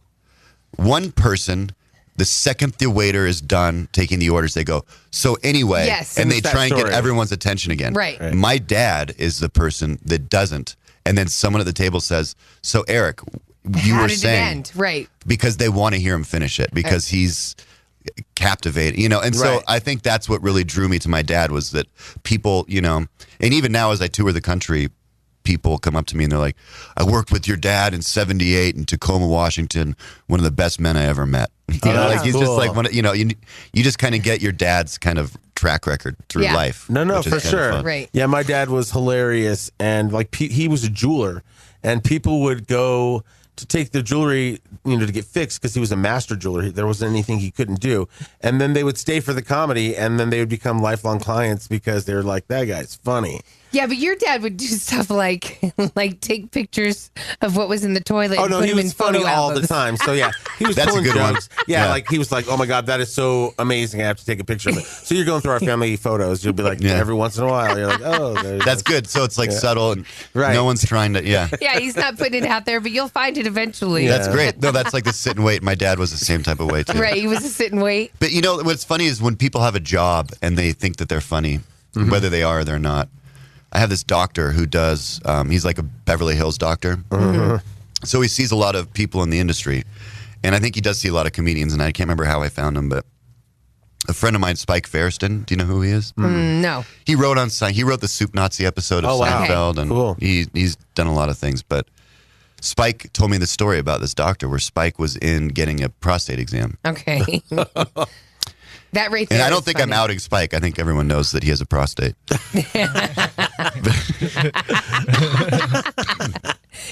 And I guess this doctor, had him up on the table like Chevy Chase and Fletch, hands on the table, and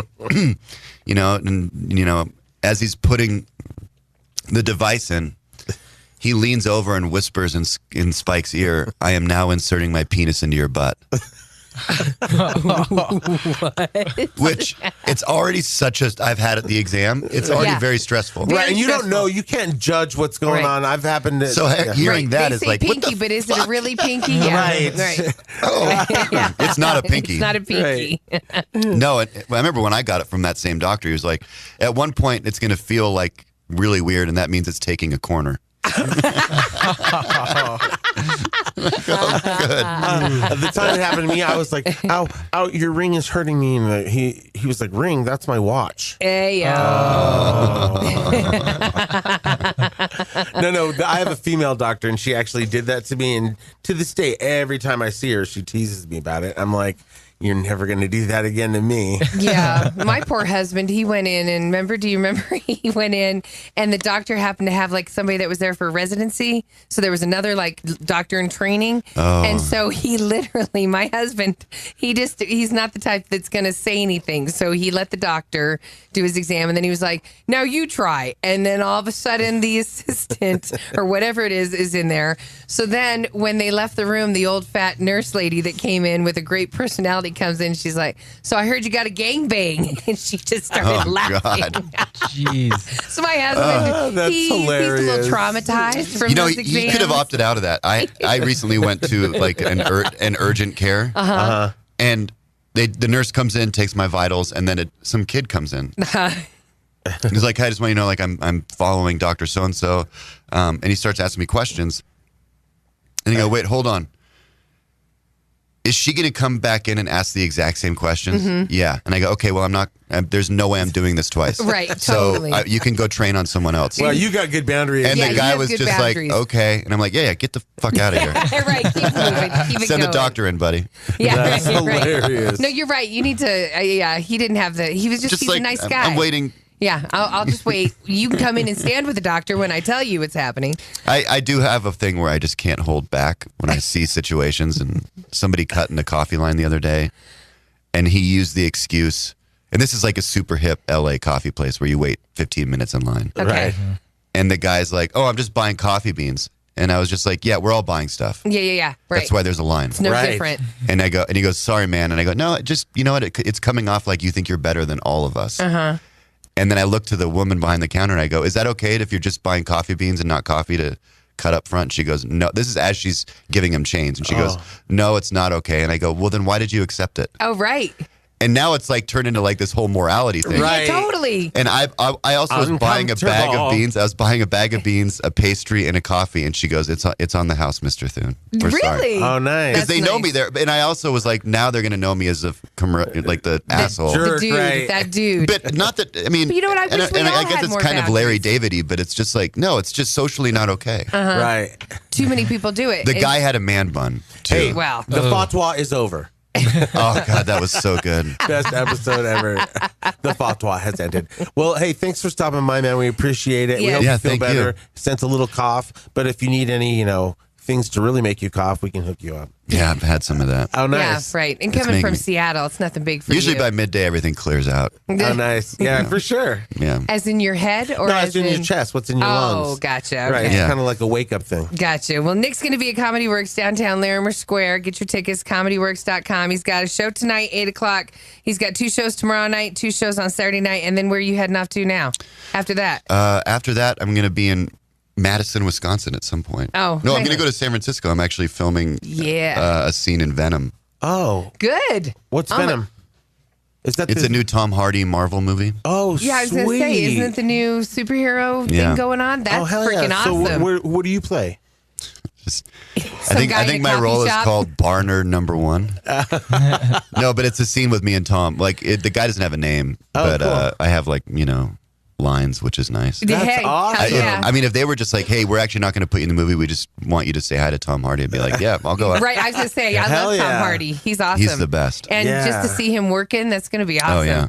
But it's cool when you get on set, right? Onto a film set and all that. Well, a movie that big, I've been doing a ton of small movies. So when you get into a big movie, like I just did some stuff on Life in Pieces. It's on CBS. Mm-hmm. And you forget how big the production is, like hundreds of people just waiting. Right. Sitting around. They all have their own job and they're all doing it, Yeah, just waiting. So what do you know your lines yet? Yeah. He's probably not allowed to say them, right? You're probably not. No, they're not that important, but it's like the first scene of the movie, which is also that's cool. Very cool. That's cool to be in a Marvel movie. Not everybody gets to be in Marvel movies. I never have, yeah. And so you might get to keep your bar outfit. I hope, you know what, movies like that usually don't. They just grab it right off the bat. But when I just did Life in Pieces, I got back to my room and there was a little bag with my pants in it, and they go, you can have them. Nobody else can fit these skinny pants. Well, no, they had them fitted to me. Like, no one else. Nobody else. 6'4". They're all wearing these in Denver, not those green ones. Yeah, we don't want you wearing those green ones anymore. Have you worn the green ones ever since that incident happened? Did you ever wear that outfit again? I have not. I don't think I've ever worn those pants again. Yeah. The shirt doesn't fit anymore. Oh. That's what happens when you get older, Right. You're still real thin, Nick. Don't worry about it. Yeah, I'm just thicker. Thicker. Yeah. One button thicker. You just get shirts start to do that. Right. Yeah. They become like this medium. Everybody can see what you're up to. So comedyworks.com is where you get tickets. Thank you, Nick, for joining us. Thank you for having me, guys. Thank you. Blazing Hit Radio. Now with more us. They're just really funny. Better music. Less commercials. More Larry and Kathie. Kathie, you know how we were saying that half everybody is sick? Yes. And you look on social media or you're at work and you're like, oh, half our coworkers are gone. Right. So I posted that on Facebook, and there's like a bunch of people replying with that have managed to avoid it. She's like, I have a family of 4 and we've avoided it, knocking on wood though. Uh-huh. So if you're that's what it is. It's social limited. Mm-hmm. You don't want to be out too much. Right. But sometimes, especially with kids, you have no choice because the kids are going to get sick and bring it home. So right, they have to go to school. I'm grateful that my kids haven't brought home that. What is your reaction? Because I told you mine earlier of when you're in a public space and somebody's coughing. So you're at the grocery store and somebody's coughing. Do you do anything? I don't avoid it. I go the other way. I don't avoid it as much as you do. Right. I'm a little bit tougher with bring it on, germs. Yeah, it's part ignorance on my behalf. Right. It's like, because it's also placebo effect. If you think you're not going to get sick, you're not going to get sick. Right, but sometimes you do. Right. Tanjay says her family of 8 so far not sick. Oh, wow. They're lucky. Yeah, right. Producer Annalisa went out to L.A. over the weekend. She had to do something for the CW, and she was coming back on a flight Sunday night, and it was American Airlines, so they had assigned seats. Hers, of course, was middle because it was a last-minute flight that they booked for her. Did they put her between sick people? So she got on the plane, and the dude had on the mask. Oh, no. He had his hoodie up over his head. Okay. And he had a blanket on him. Okay. And he was against the window. And he was just like coughing, and she was, oh my God, she said the entire plane ride, she was like leaning to the other seat. And she was just like, what do you have, dude, that's so bad that you have the mask and the blanket and the hoodie?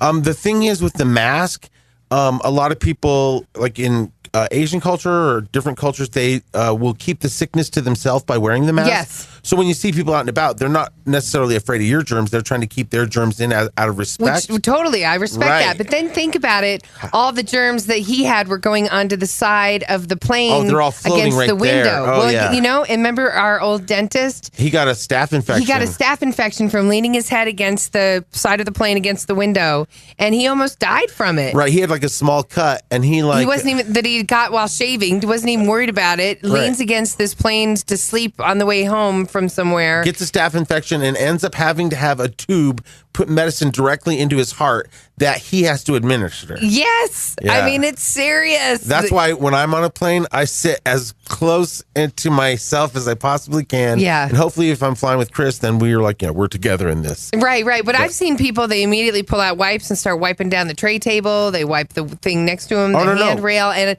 you want to be like, you're a little too cautious, but maybe they're the smart ones. Oh, no, for sure. Again, these are the same people, and I'm guilty of it, wiping something down, like, this is my office space. People have been touching this. And then you go meet a stranger, and then you're like, oh, we kissed. Yeah, right. You're like, what? What? Well, he wasn't coughing when I was kissing him. Right, exactly. It's like Chris says he flies with girls that are like germaphobes, and then he sees them on layovers meet strangers. Right, exactly. Yeah, start making out with them. Yeah, don't. Why are you always trying to you drop the germs yuck in somebody's yum, Larry? Oh, no, I don't care. I'm just saying. We also were talking about doggy adventure stories and dogs being outside when it's so cold. And right, and how it's our job, everybody's job to protect animals. And to let somebody know if that's happening. Yes, this person says on the text line, I hate it when dogs are chained up too.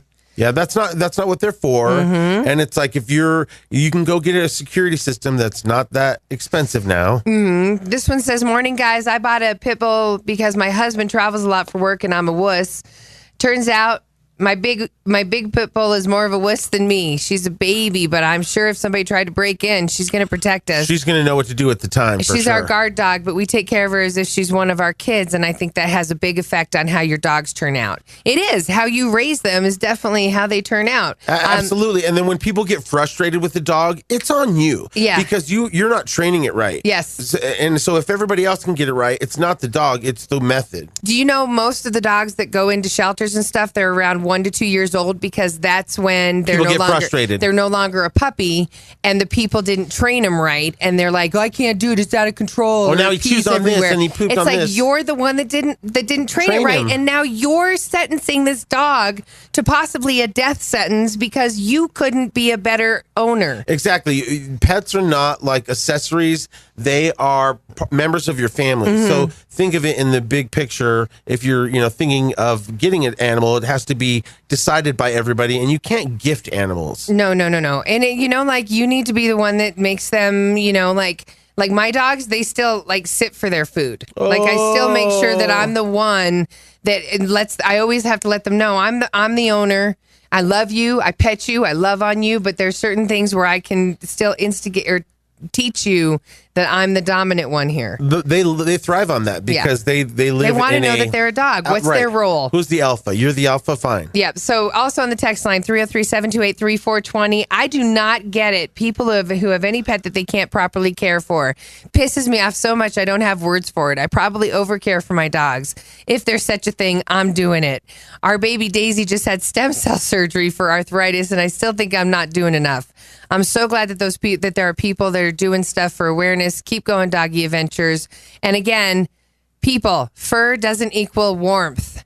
Right, and they're not like they don't have pads on their feet that are like all weather. Exactly. Forever. There's so many dogs, like you'll see them that come into the shelters and stuff, and their tails are black or their ears are because of frostbite. Nose. Right. Frostbite. A healthy dog's nose is wet. Yeah. You know what I mean? Right. So if it's wet is outside, no.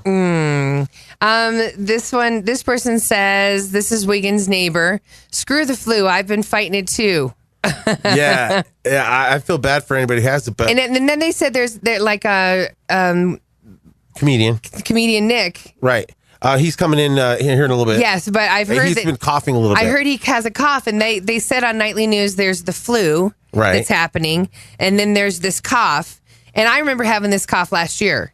where you feel healthy, but you can't get rid of the coughing, cough. Right. So I wonder if he's got that. He just came from Chicago, so maybe that's what he got. Hey, cancel the comedian. Yeah, right. Nick, don't come down. We're kidding. Nick Thune. In fact, he's next. Stay up there, Nick Thune.